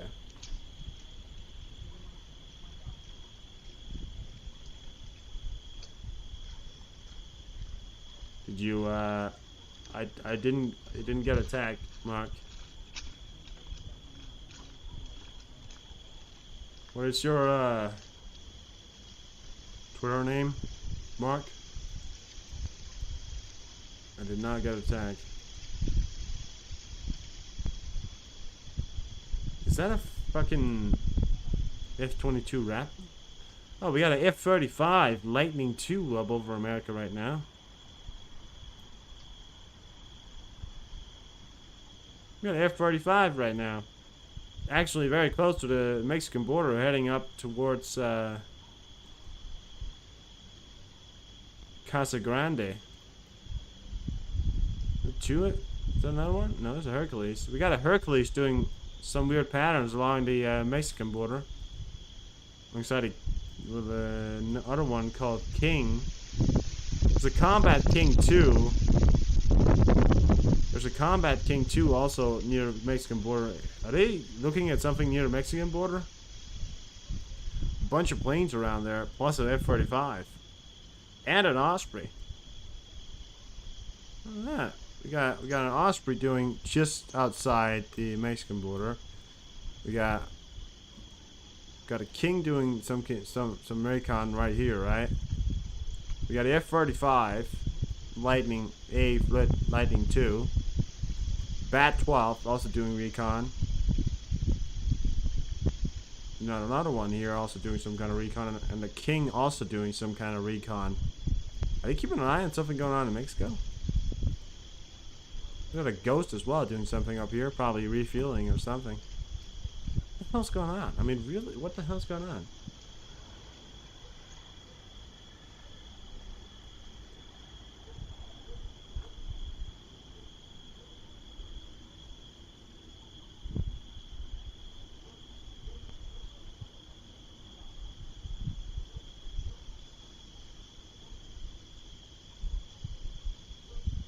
Village in Arizona, I think. Oh, he's going to Grand Canyon Village in Arizona, I think. Oh, fair enough.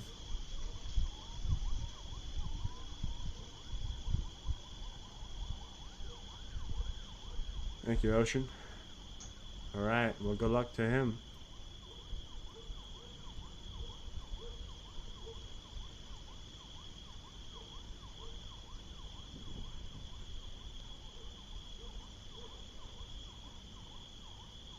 It appears that the two fighter jets were some kind of escort towards that Airbus, probably.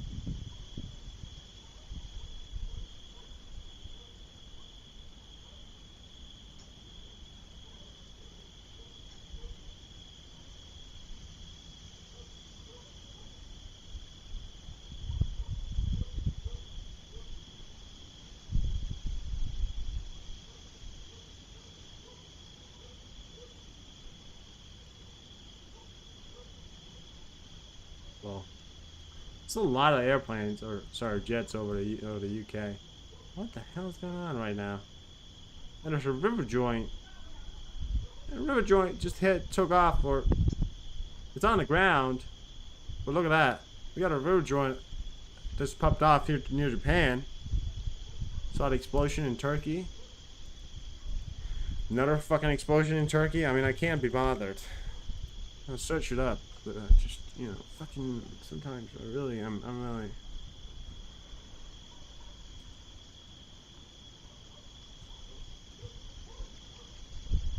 I hate it because it's a very culturally great city. I really want to visit Turkey one day, and the fact that they're blowing things up, it really sucks, Now, there's a video of explosions at the port of Dirkany, Turkey. Oh, wow, that's huge, actually. Look at that. Just got a news report on it. This guy is a big person. Anyone else saw that? Well, 9 hours ago. Look at that. Wowzers. What the fuck is that guy doing? Just nothing? Does that guy feel... Look at that. That guy comes out. He looks back and says, oh, you know what? I'll just walk. Like... one day and you... Yeah, which you... Exactly. When the day you don't have it, When you don't... We're not here, that's when the world goes to heck. That's because I like having it like that. That's a big ass explosion right there. There's no sound on it though, but Jesus Christ, guys, thank you. Well, oh, just another angle here. Okay. We saw the. Do you guys remember the explosion that happened in some country? It was like a big sound wave that actually. It was. I don't know. I can't remember what country it was, but it was over an explosion somewhere else. That's quite insane right there. You know what it is? What it is? A powerful explosion destroyed a Turkish grain depot. This holds up 8 million tons of wheat. Really? That's suspicious. You know why it's suspicious? Because supposedly it's a grain depot. It also was a grain depot in Denmark that collapsed here some time ago. I don't know if you heard that. It happened in Aarhus. And what's really interesting about that is that it's grain of all things that just exploded. Because we all know that grain is a very combustible material. Right. What I want to say is I want to say Russian involvement. I don't want to blame the point. I want to be the guy who's going around causing out conspiracies. But let's be honest. Grain is not exactly the most combustible material ever. You know, I'm just saying. Day before the military measure. Yeah. Yeah. Last I checked, you know, it's not the most smokers again. Yeah. It's not the most explosive material in the world. I've never seen people use grain for explosions, but sure. Yeah, why not? But I mean, things in Turkey, it's not the most advancedly made. I mean, you guys see the buildings after the earthquake in Turkey? It was a big, you know, earthquake, and no doubt in the fact that all building would have fallen, but you see how badly the infrastructure happened in that area right there. But yeah, we'll cross past it. Popcorn. Gotta get your popcorn out.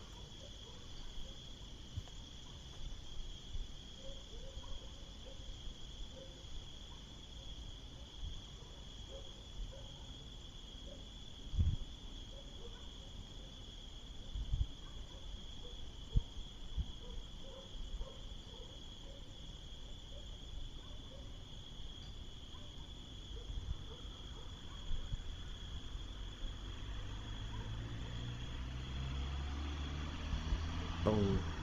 Boom. Oh, we got areas turning on here. Shixins in region. And Kharkov here also turning on. 2 explosions in Kramatorsk or in the area around Donetsk, maybe Kharkiv. Big exposure as well. Maybe could have been some kind of drone or missile attack. Russian missile probably increased to 727 wounded. Alright, fair enough. Thank you, gamer. Yeah, I mean, a lot of things happening all the time here, it appears.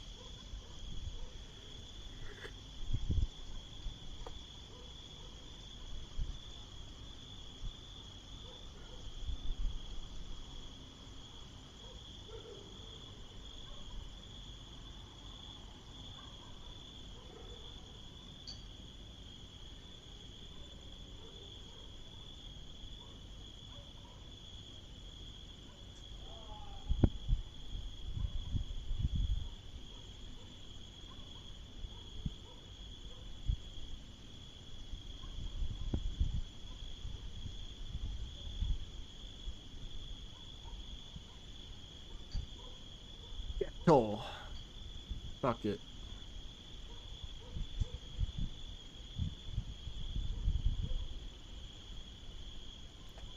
Yeah, it's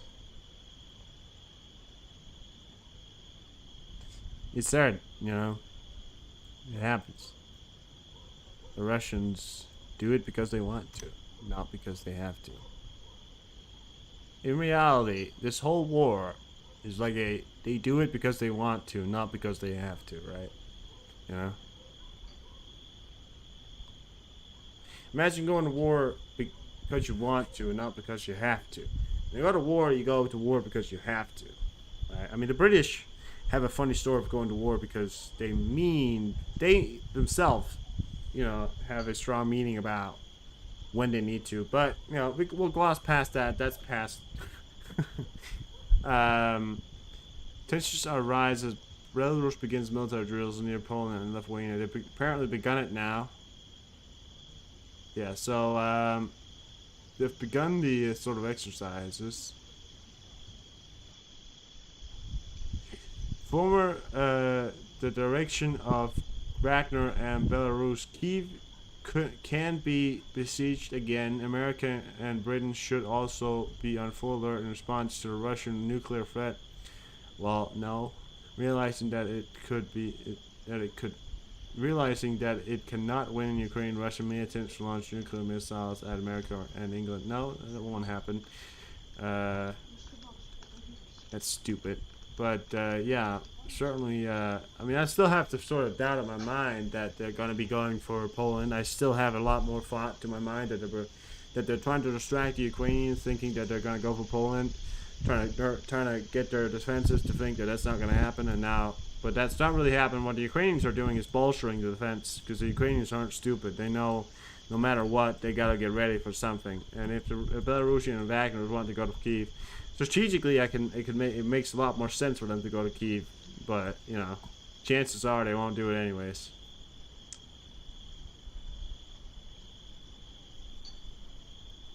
It also says Kiev can be besieged again. Kiev was never besieged. It was never under siege. It was never taken.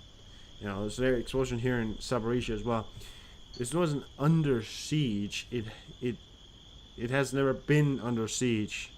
Being under siege means that you own the area, or that you're, you know, surrounding the area, which the Russian wasn't surrounding Kiev.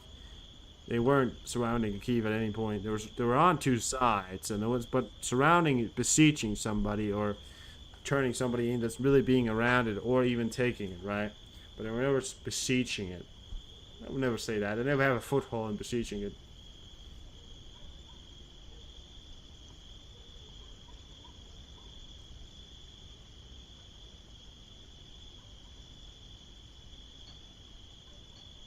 Poland and Lithuania say they fear provocations from Russia and Belarus at NATO's eastern flank. Yeah.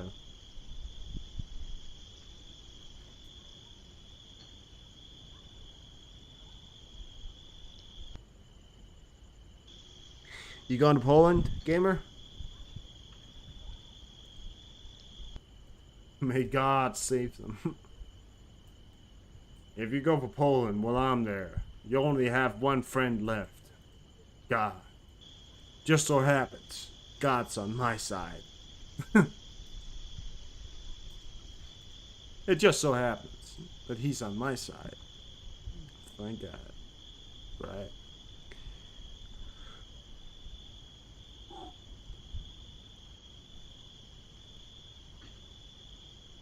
Well, I'll be right back.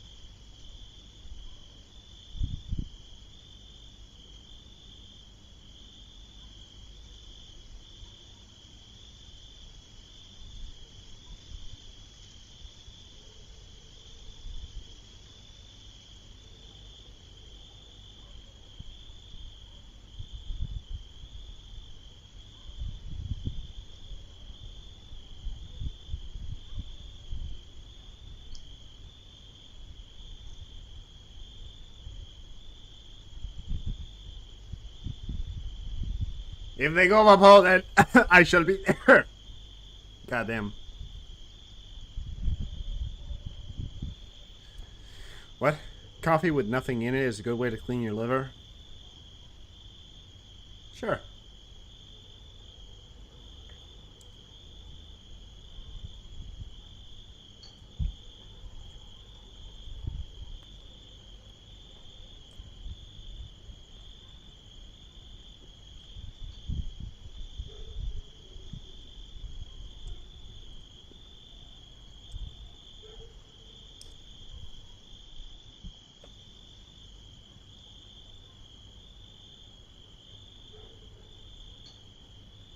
Oh yeah. I don't understand that, DB. Military guys, they drink coffee anytime and it doesn't really matter. Listen, military guys drink coffee in the middle of the night and it doesn't affect them. Trust me, it's weird.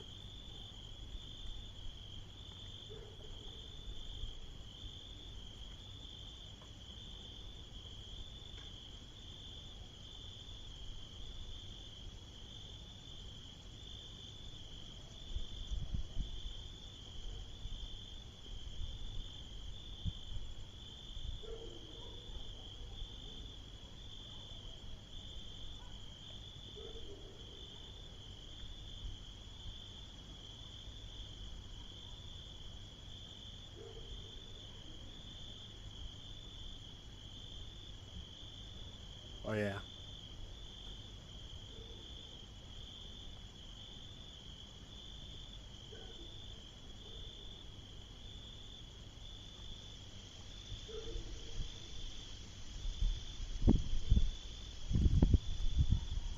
They're so tired that the coffee doesn't really make a difference. That's now. Fucking Christ.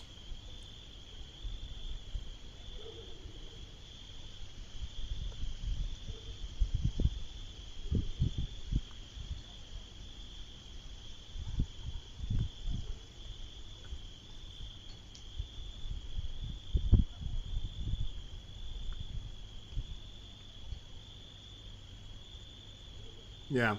Listen, there's two kind of people that can drink coffee and still fall asleep.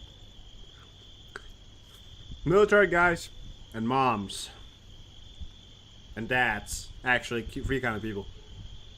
Trust me, it's. I know this kind of stuff. Okay, I know this.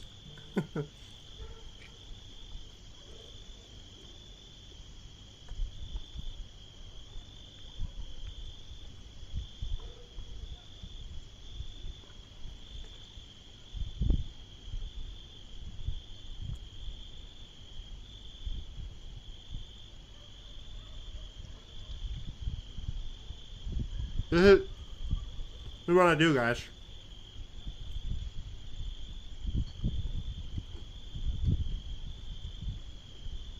Yeah, used caffeine. Exactly.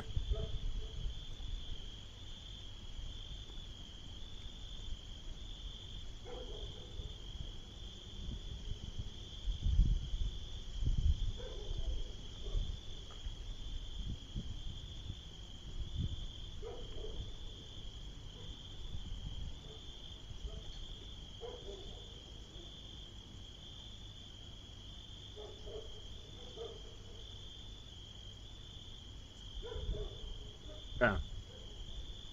Free sugar. Free sugars alongside the coffee with caffeine in it. Still fall asleep. It's amazing.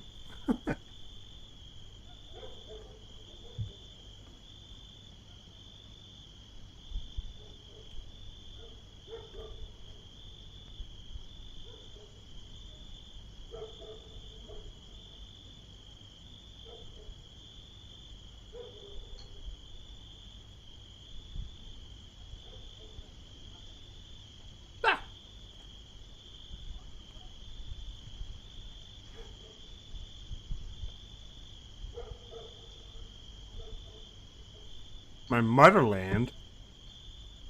I don't live in fucking Russia. I don't call it my motherland. Yo, think around motherland. No. Yeah, maybe.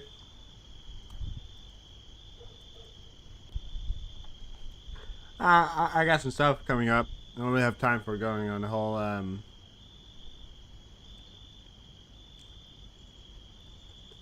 turn on CNN.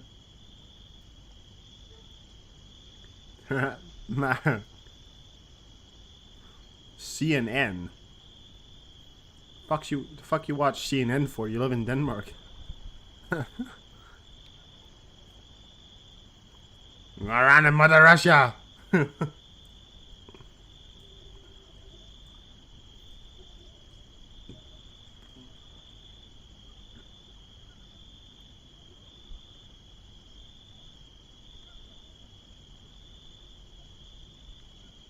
Yeah, so I mean the factor is I fact, you know, I have a lot of stuff coming up, but maybe one day I'll probably do it. Yeah, I'll show you the countryside. I feel like I could show you the city, but so everybody shows some of these cities. I could. What really would be interesting if I went through and showed you the countryside.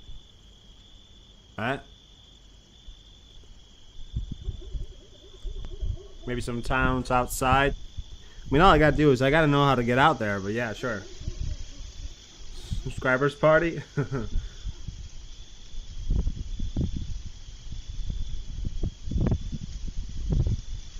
Oh yeah, Ocean knows I'm from Denmark. Ocean doesn't. No, well, he doesn't think I'm from Russia. The way he just said motherland because it's a expression that you use for, you know, sort of your home country. But you know, it was funny because Russia usually calls their land motherland. Nobody else calls their lands motherland but Russia, right? So it's funny.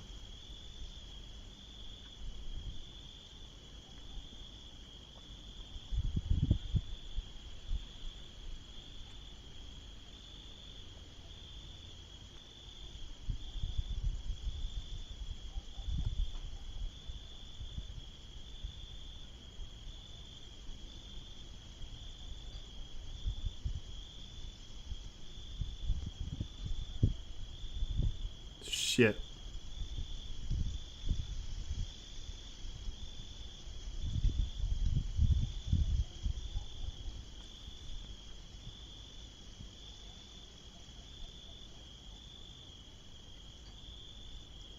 Yeah. Road trip live stream sometimes. I mean, then I would have to have a driver license and a car. So it's probably gonna be a bit of time before I can get that going. But sure, one day. If I got me to work, you know, I would love to go on a road trip through America. I would love to go through a road trip through America.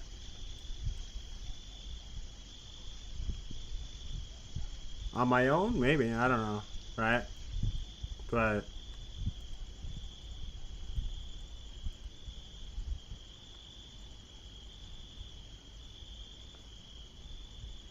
bike stream? Oh no, that's not happening. I'm not going on a bike around Denmark. I'm not. It's one thing I don't do. I don't. Would not be biking around Denmark.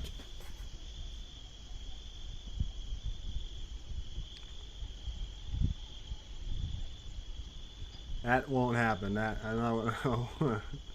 If I ever do, I want to get a car for it. But yeah, we'll see. We'll see. Skateboard? I can't skate.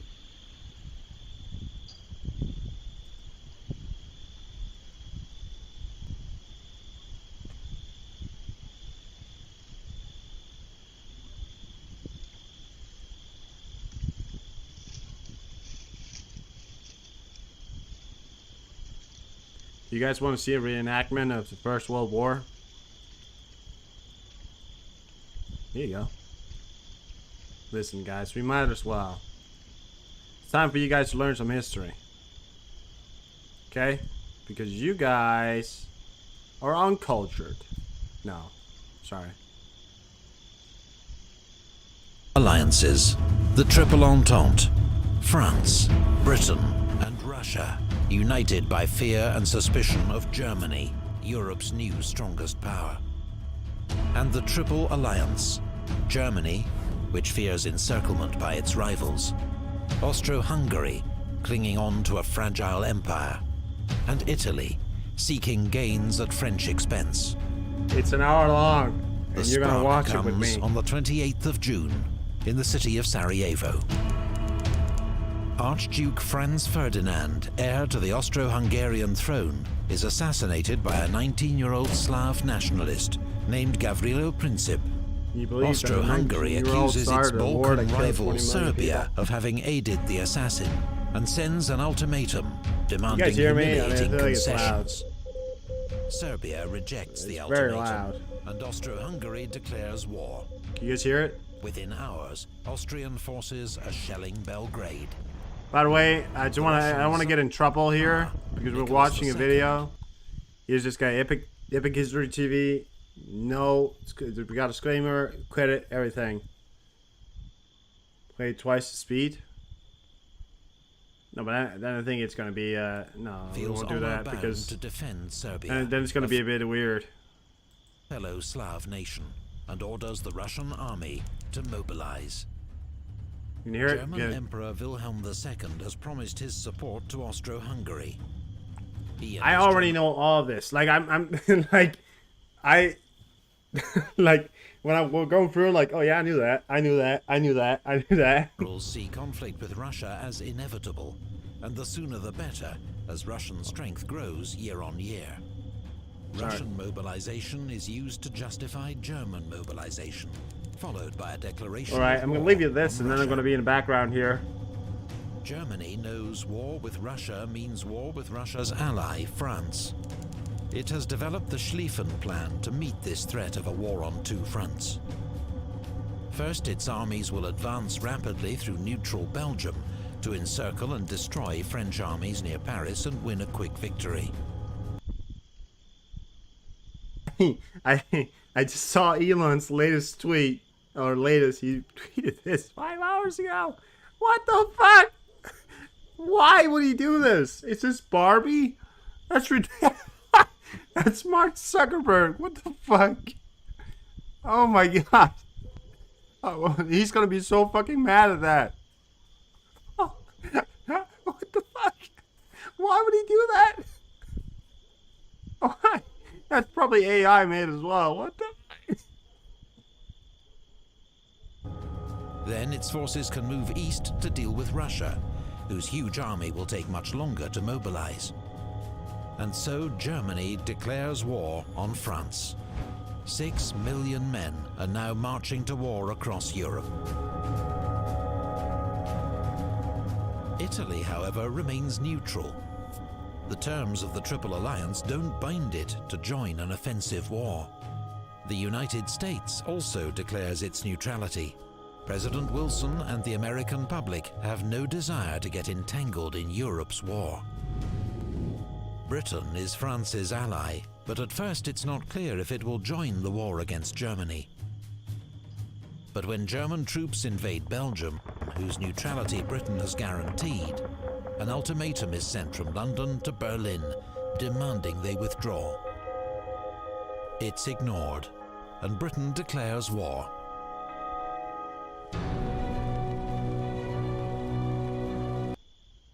I just want to ask, are you guys okay watching this? Or, because I can leave you watching this. It's quite good, actually. I love it. So, are you guys okay watching this? Because, I mean, I'll be, of course, if anything comes in, I'll stop it and bring you, but yeah.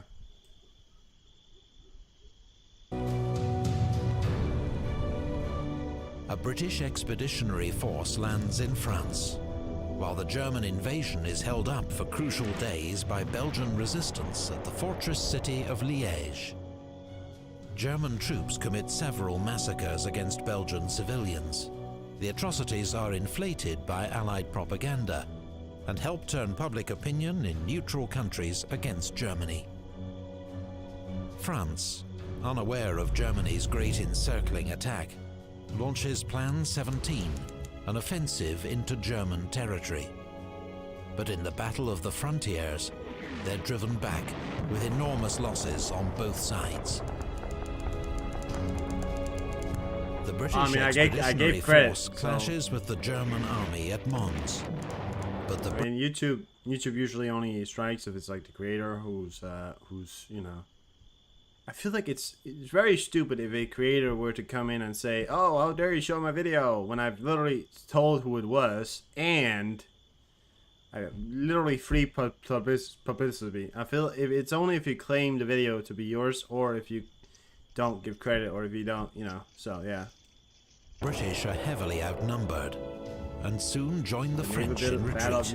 Oh The yeah, Allies it's probably make in their this. stand at the River Maybe. Marne, 40 miles outside Paris. Their desperate counterattack saves the city and drives the Germans back. Both sides suffer 250,000 casualties. The race to the sea begins as both sides try to outflank each other to the north. A series of clashes leads to the First Battle of Ypres, where the Allies desperately cling on and prevent a German breakthrough. There are more heavy losses on both sides. The two armies then dig in along the entire 350-mile front, seeking shelter from deadly machine gun fire and artillery shells.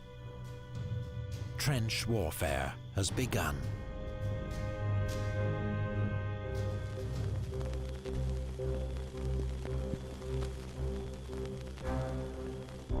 British warships win the first naval battle of the war at Heligoland Bight, sinking 3 German cruisers. Britain has the most powerful navy in the world, 29 modern battleships to Germany's 19. They now impose a naval blockade on Germany, preventing... What's really interesting about this for a certain point here, at least along the Helgoland, along Jutland, what they call Jutland, which is the Danish coast here, well, along the Scandinavian coast, they had these big, huge sort of warships. They called the, I think it was the destroyers. That's all clear right there.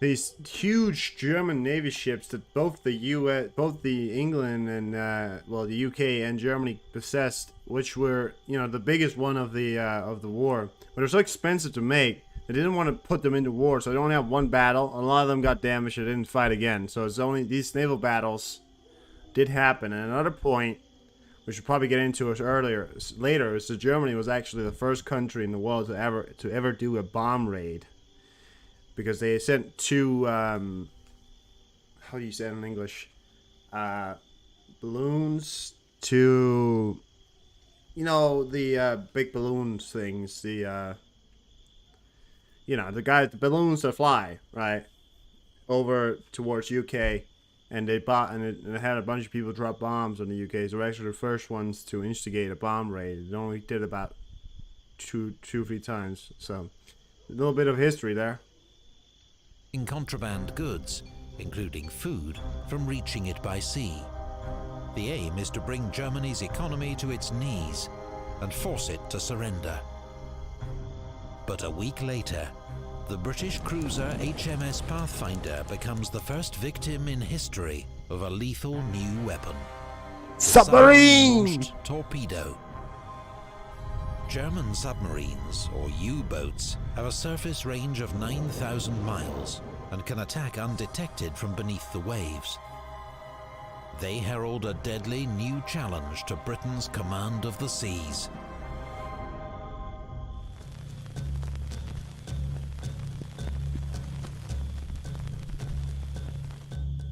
On the Eastern Front, Russian armies invade East Prussia, but they blunder into disaster at the Battle of Tannenberg, where General von Hindenburg and his Chief of Staff, Erich Ludendorff, mastermind a brilliant German victory, taking 90,000 prisoners and destroying an entire Russian army. The Russians contribute to their own defeat by transmitting uncoded wireless messages. A second... Isn't it funny? You know, nowadays, this is about 100 years ago, right? They contributed their unsuccessful attack due to unencrypted messages, right? What happened this year as well was the Russians gave away their positions because they're using phones that are unencrypted to give away their positions. It did it 100 years ago and they did it today. You know, it's ridiculous. Massive German victory at Masurian Lakes forces the Russians into retreat. In just 6 weeks, the Russian army suffers nearly 1/3 casualties. Meanwhile, Austro-Hungary's invasion of Serbia suffers a humiliating reverse at the Battle of Tser. Austro-Hungary's offensive against Russia also ends in disaster and retreat, with the loss of more than 300,000 men. The fortress town of Przemysl is cut off and besieged by the Russians. The Germans are forced to come to the rescue, launching a diversionary attack towards Warsaw. It leads to weeks of brutal winter fighting around the Polish city of Łódź, but there is no clear winner. Meanwhile, the Turkish Ottoman Empire has joined the Central Powers, declaring war on its old enemy, Russia. Turkish warships bombard the Russian ports of Odessa and Sevastopol, while in the Caucasus, Russian troops cross the Turkish frontier.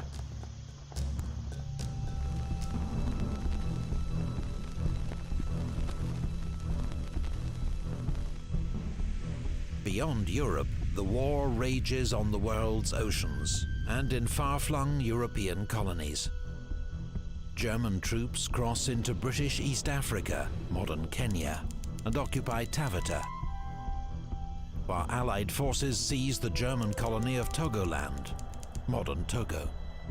But British forces invading German Cameroon are defeated at Garoua and Nsangakong, while a 3,000-strong force attacking German Southwest Africa, modern Namibia, is captured at Sandfontein.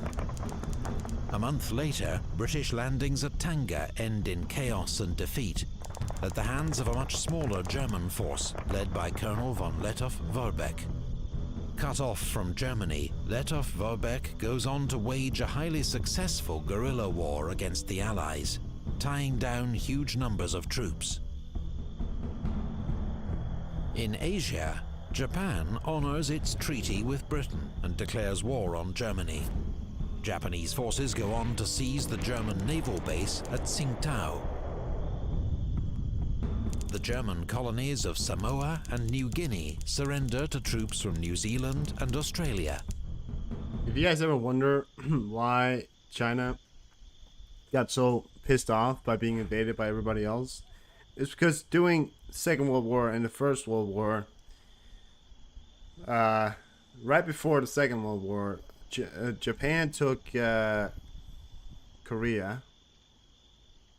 Yes? Or yes. But then they weren't allowed to by the Russians. For the First World War, they took Korea, and they weren't allowed to, and the Russians and the Western world said no, thank you, you know. And then they were kicked out, and they said, okay, so we're just going to go back. We won't annex Korea.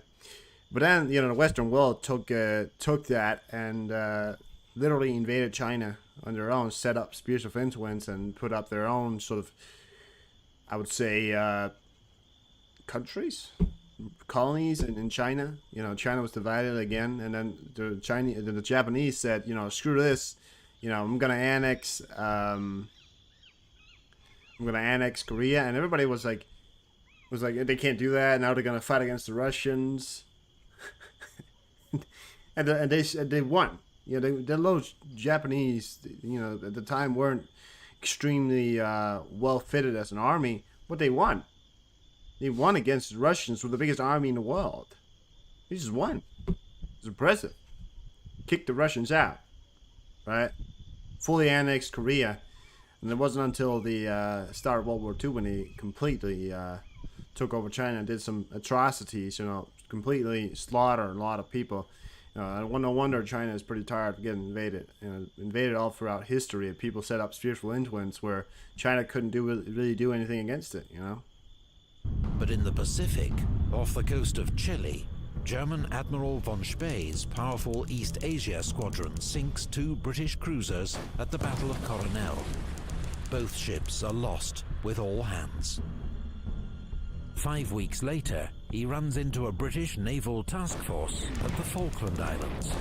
4 of the 5 German cruisers are sunk. Von Spee goes down with his flagship. Meanwhile, in the Middle East, British troops seize control of the Ottoman port of Basra, securing access to the vital Persian oil that fuels the British fleet.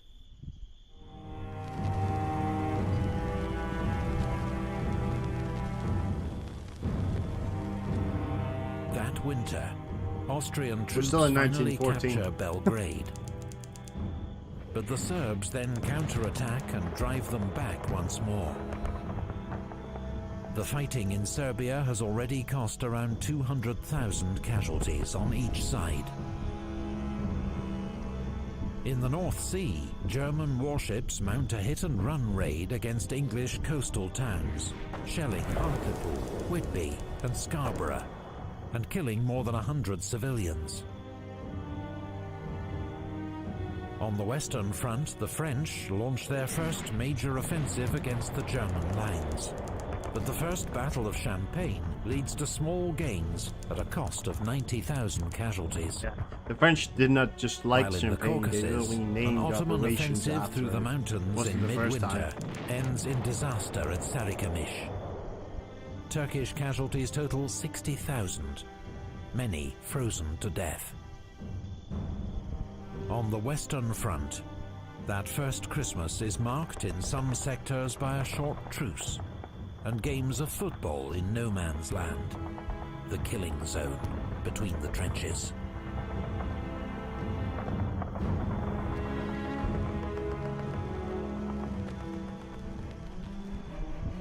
January 1915. World War I is just 5 months old, and already around 1 million soldiers have fallen. A war that began in the Balkans has engulfed much of the world. The Central Powers, Germany, Austria-Hungary, and the Ottoman Empire, fight the Allies, Britain, France, Russia, Serbia and Montenegro, Belgium, and Japan. In Poland and the Baltic, the Russian army has suffered a string of massive defeats, but continues to battle German and Austro-Hungarian forces. Austro-Hungarian troops have also suffered huge losses and are humiliated by their failure to defeat Serbia. In the Caucasus Mountains, Russian and Ottoman forces fight each other in freezing winter conditions. While on the Western Front, French, British and Belgian troops are dug in facing the Germans, in trenches stretching from the English Channel to Switzerland.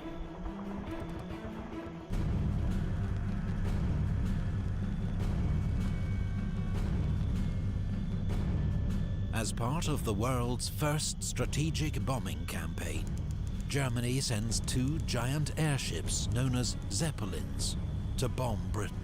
They hit the... There you go. Airships. That's what I'm talking about.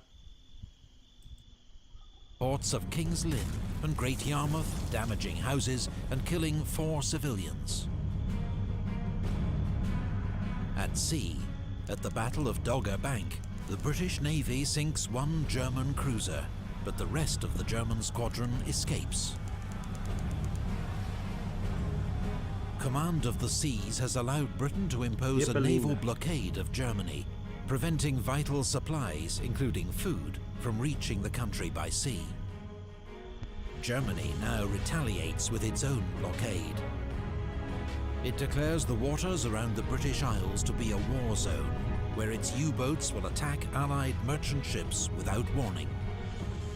Britain relies on imported food to feed its population. Germany plans to starve her into surrender. On the Eastern Front, German Field Marshal von Hindenburg launches a winter offensive and inflicts another massive defeat on the Russian army at the Second Battle of Masurian Lakes. The Russians lose up to 200,000 men, half of them surrendering amid freezing winter conditions. the Russians have more success against Austria-Hungary. The city of Przemysl falls after a 4-month siege, netting the Russians 100,000 prisoners. Austria-Hungary's total losses now reach 2 million. Meanwhile, the British and French sent warships to the Dardanelles to threaten Constantinople. Plays a lot with his muscle, but really does not have a lot of muscle. They believe a show of force will quickly cause Turkey to surrender. They bombard Turkish shore forts in the narrow straits, but 3 battleships are sunk by mines and 3 more damaged. The attack is called off.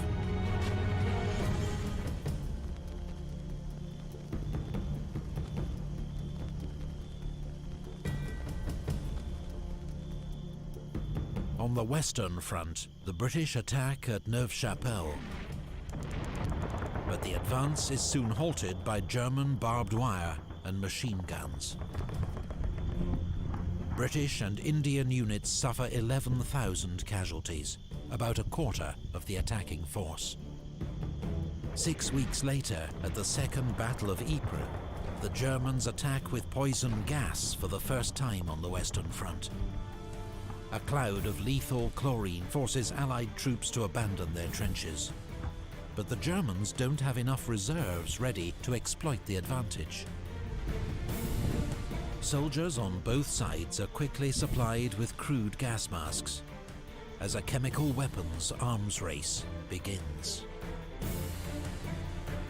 The Allies land ground troops at Gallipoli, including men of the Australian and New Zealand Army Corps, the Anzacs. Their goal is to take out the shore forts that are preventing Allied warships reaching Constantinople. But they immediately meet fierce Turkish resistance and are pinned down close to the shore. The day before the landings, the Ottoman Empire begins the systematic deportation and murder of ethnic Armenians living within its borders. The Armenians are a long-persecuted ethnic and religious minority, suspected of supporting Turkey's enemies. Tens of thousands of men, women and children are transported to the Syrian desert and left to die. In all, more than 1 million Armenians perish. That's what they did, you know, to during World War I as well. It's sort of, whenever you have or losing a war or something bad happens, you always got to put the blame on somebody, even though these Persian or you know, whatever, all those Persians, right, had really nothing to do with it. I mean, they weren't even on the front line, and they were, you know, supporting in a sense, but they didn't have any money, so how were they supposed to support, you know? In the sense that they were supporting, sure. I mean, I think to the point where they were being mistreated so much, you gotta support in any way you can, right? Yeah. The Allies condemn the events as a crime against humanity and civilization and promise to hold the perpetrators criminally responsible. To this day, the Turkish government disputes the death toll and that these events constituted a genocide.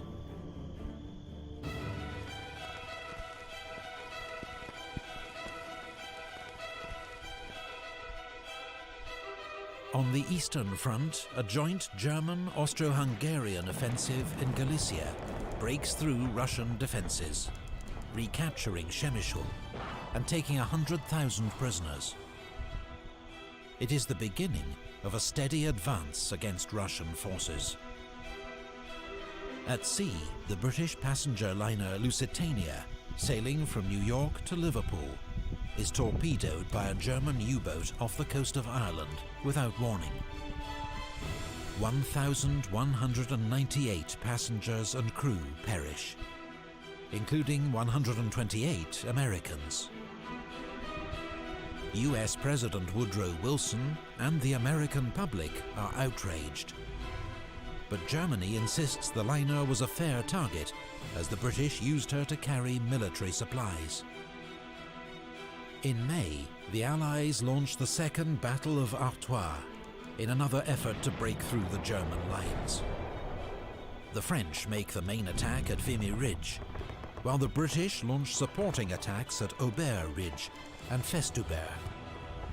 The Allies sustain 130,000 casualties and advance just a few thousand yards. That summer, above the Western Front, the Fokker Eindecker helps Germany win control of the air. It's one of the first aircraft with a machine gun able to fire forward through its propeller, thanks to a Also one of the first airplanes, or aeroplanes I like to call back then, with one wing. Usually you would see the design of those with actually more than one wing. Usually some of those would have 3 wings in total. Or bombers would actually usually have 3 wings, because they were used to carry big loads. But these were fighters, as they want to call it, right? Big wood sheets put over a thing, and then you could fly. You know, the first air battle ever happened with a pistol, and then they realized the potential of it, and then they started manufacturing these. You know, the Germans, again, superior in so many ways, but managed to not get a lot of higher production weight, and you know, part of the reason why they also, again, lost. New invention known as interrupter gear. Allied aircraft losses mount rapidly in what becomes known as the Fokker Scourge.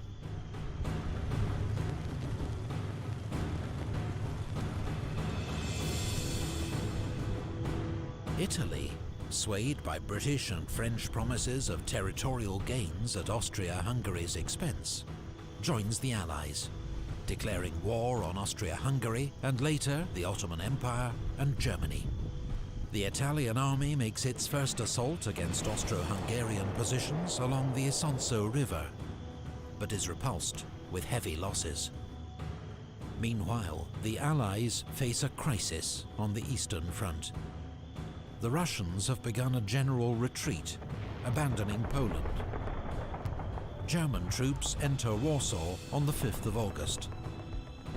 Tsar Nicholas II dismisses the Russian army's commander-in-chief, Grand Duke Nicholas, and takes personal command.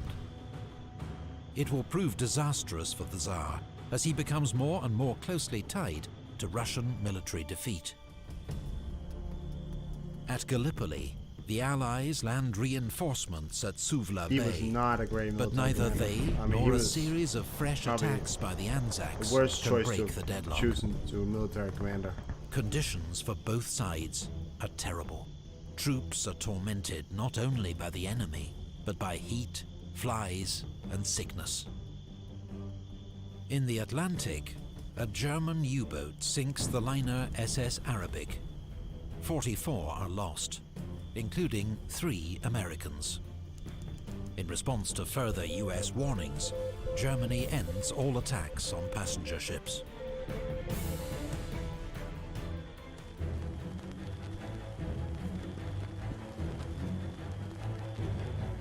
On the Western Front, the Allies mount their biggest offensive of the war so far, designed to smash through the front and take pressure off their beleaguered Russian ally.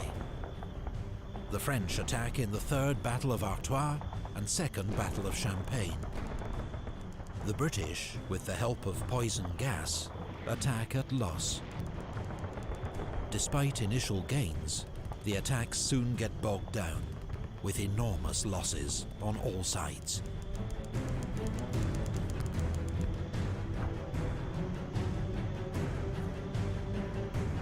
Allied troops land at Salonika in Greece to open a new front against the Central Powers and bring aid to Serbia.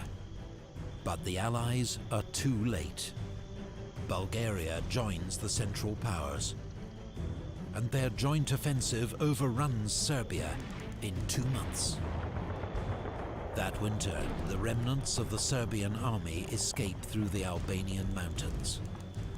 Their losses are horrific.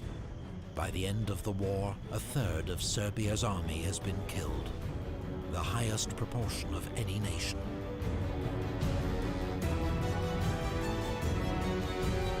Fierce fighting continues on the Italian front, as Italian troops launch the 3rd and 4th battles of the Isonzo. Austro-Hungarian forces, though outnumbered, are dug in on the high ground and impossible to dislodge. In the Middle East, a British advance on Baghdad is blocked by Turkish forces at the Battle of Ctesiphon, 25 miles south of the city.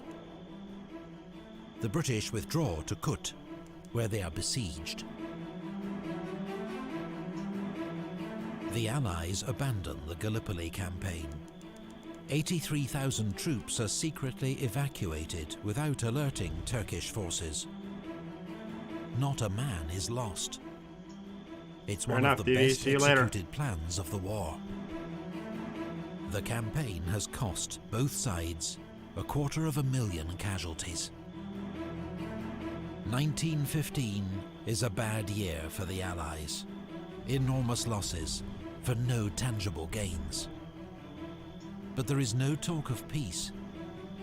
Instead, all sides prepare for even bigger offensives in 1916, with new tactics developed from earlier failures. All sides still believe a decisive battlefield victory is within grasp.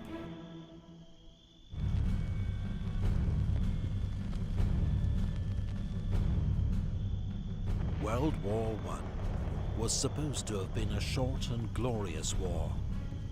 But by 1916, a new kind of industrialized warfare had seen the... I have a report here. Two Russian missiles have hit a city in eastern Ukraine, Kramatorsk city, supposedly, killing at least 5 people, officials say. Alright. Very likely the,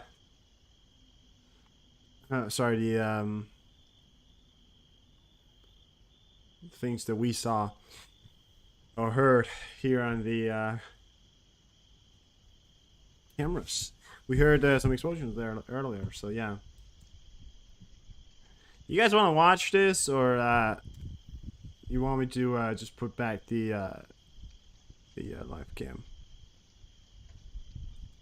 We'll put back the live cam for now. Unless you really want to watch it. I just feel like it's got a little bit boring.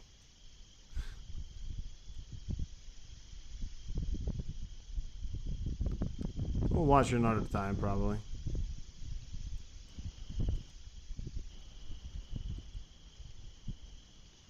There you go. Alright, fair enough. So, yeah.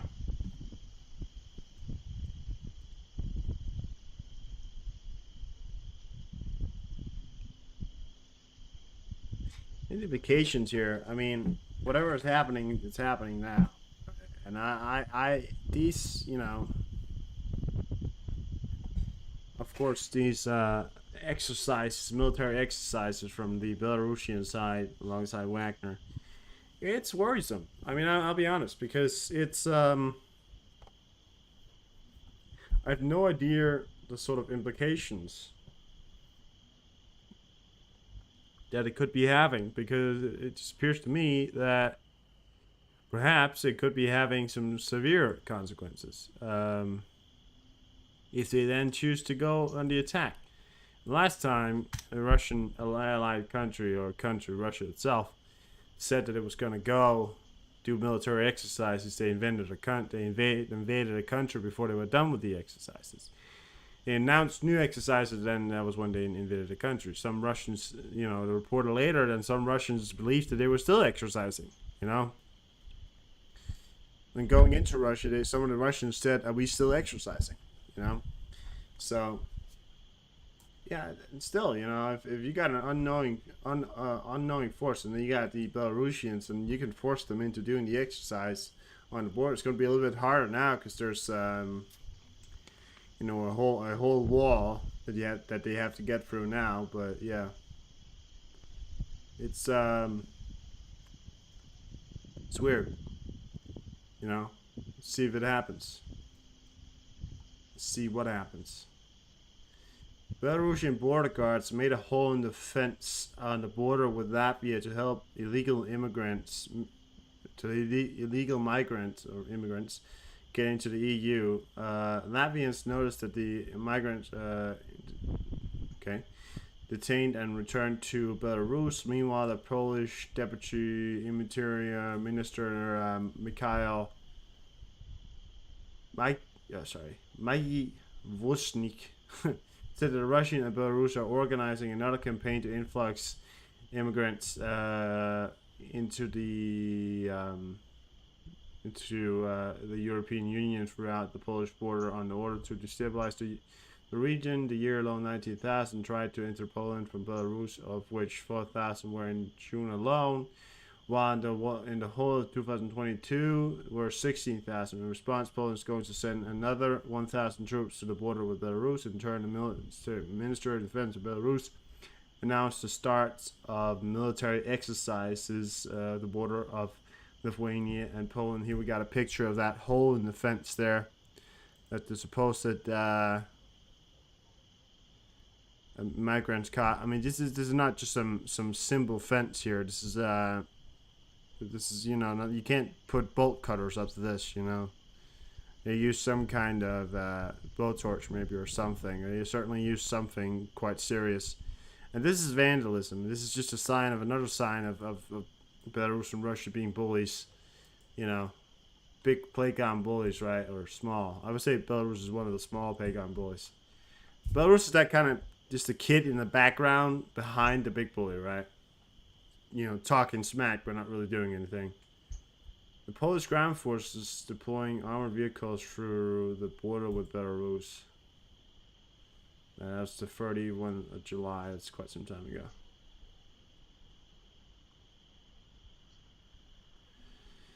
Poland and Lithuania bracing for provocations, war games near Sawasky Gap from Belarus, Wagner. I mean, the thing is, we have to see what happens, you know, because if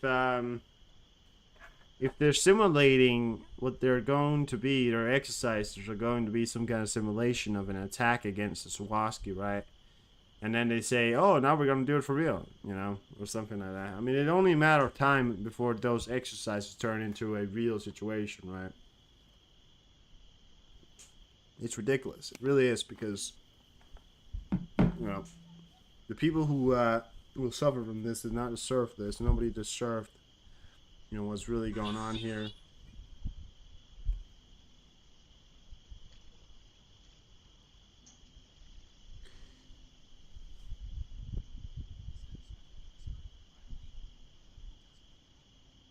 All right, I got something from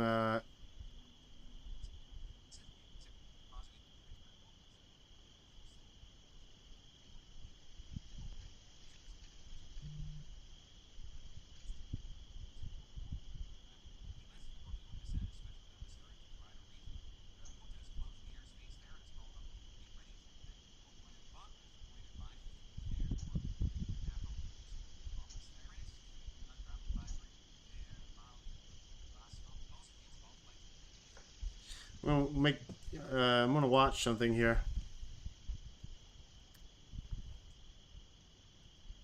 because Phil DeFranco just uploaded. Oh well, he didn't just, but he uploaded something about there's the Niger situation here, and we're gonna be watching that because I feel like that sums up the situation pretty good. Fucking Christ.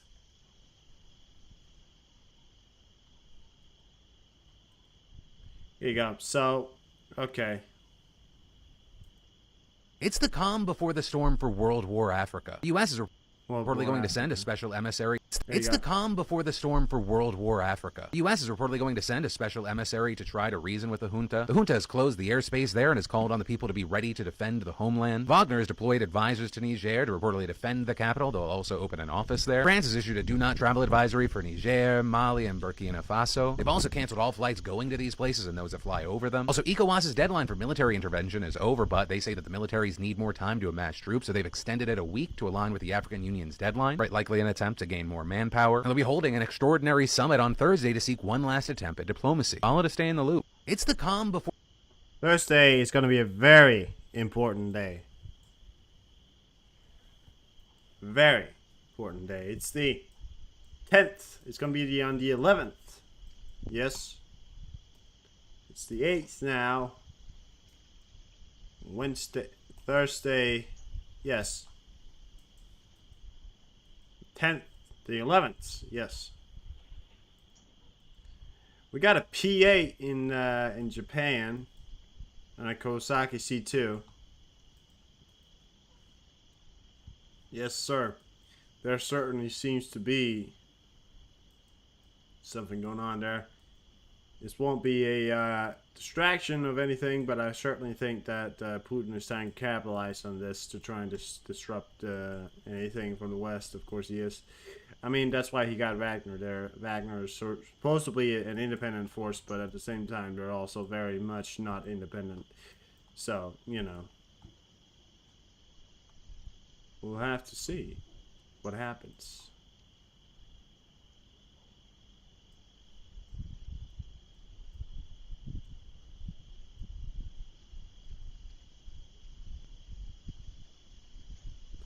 Another AVAC system over Australia. I see those around quite much. Alright. Well, fair enough.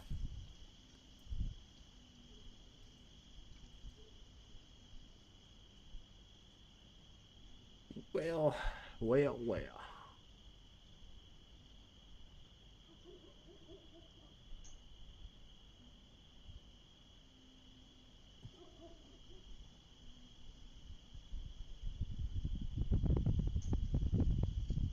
What should we do? Tell you what we should do. What we need to do is get nukes into Estonia, Latvia, Lithuania, Poland, Czech and Romania, and Slovensk, possibly Moldova. We need to cut this man off. First off, let's get some nukes into Poland, Lithuania, and Latvia. Why? Because that's going to deter him from doing something stupid.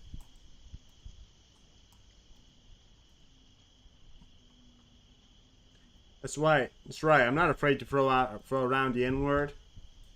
Nukes. That's the new N-word. Point is, what?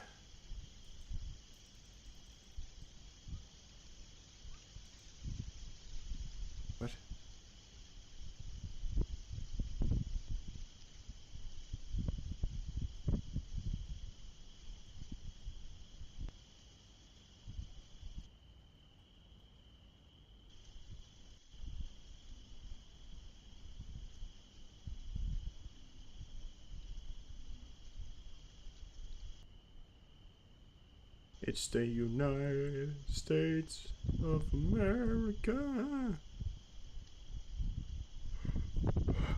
America, fuck yeah. Gonna come and save the motherfucking day, yeah. America. America.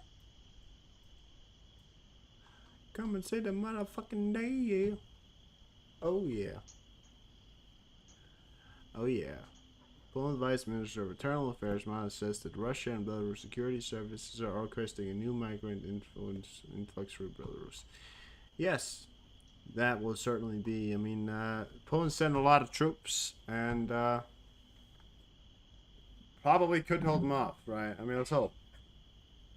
Problem is, we can't take in these amount of migrants into the U.S. to the EU at one point. I mean, it has to be a slower process, and using people as leverage is what Belarus is doing. They're using people as leverage to destabilize, but adding more people to a country, you know.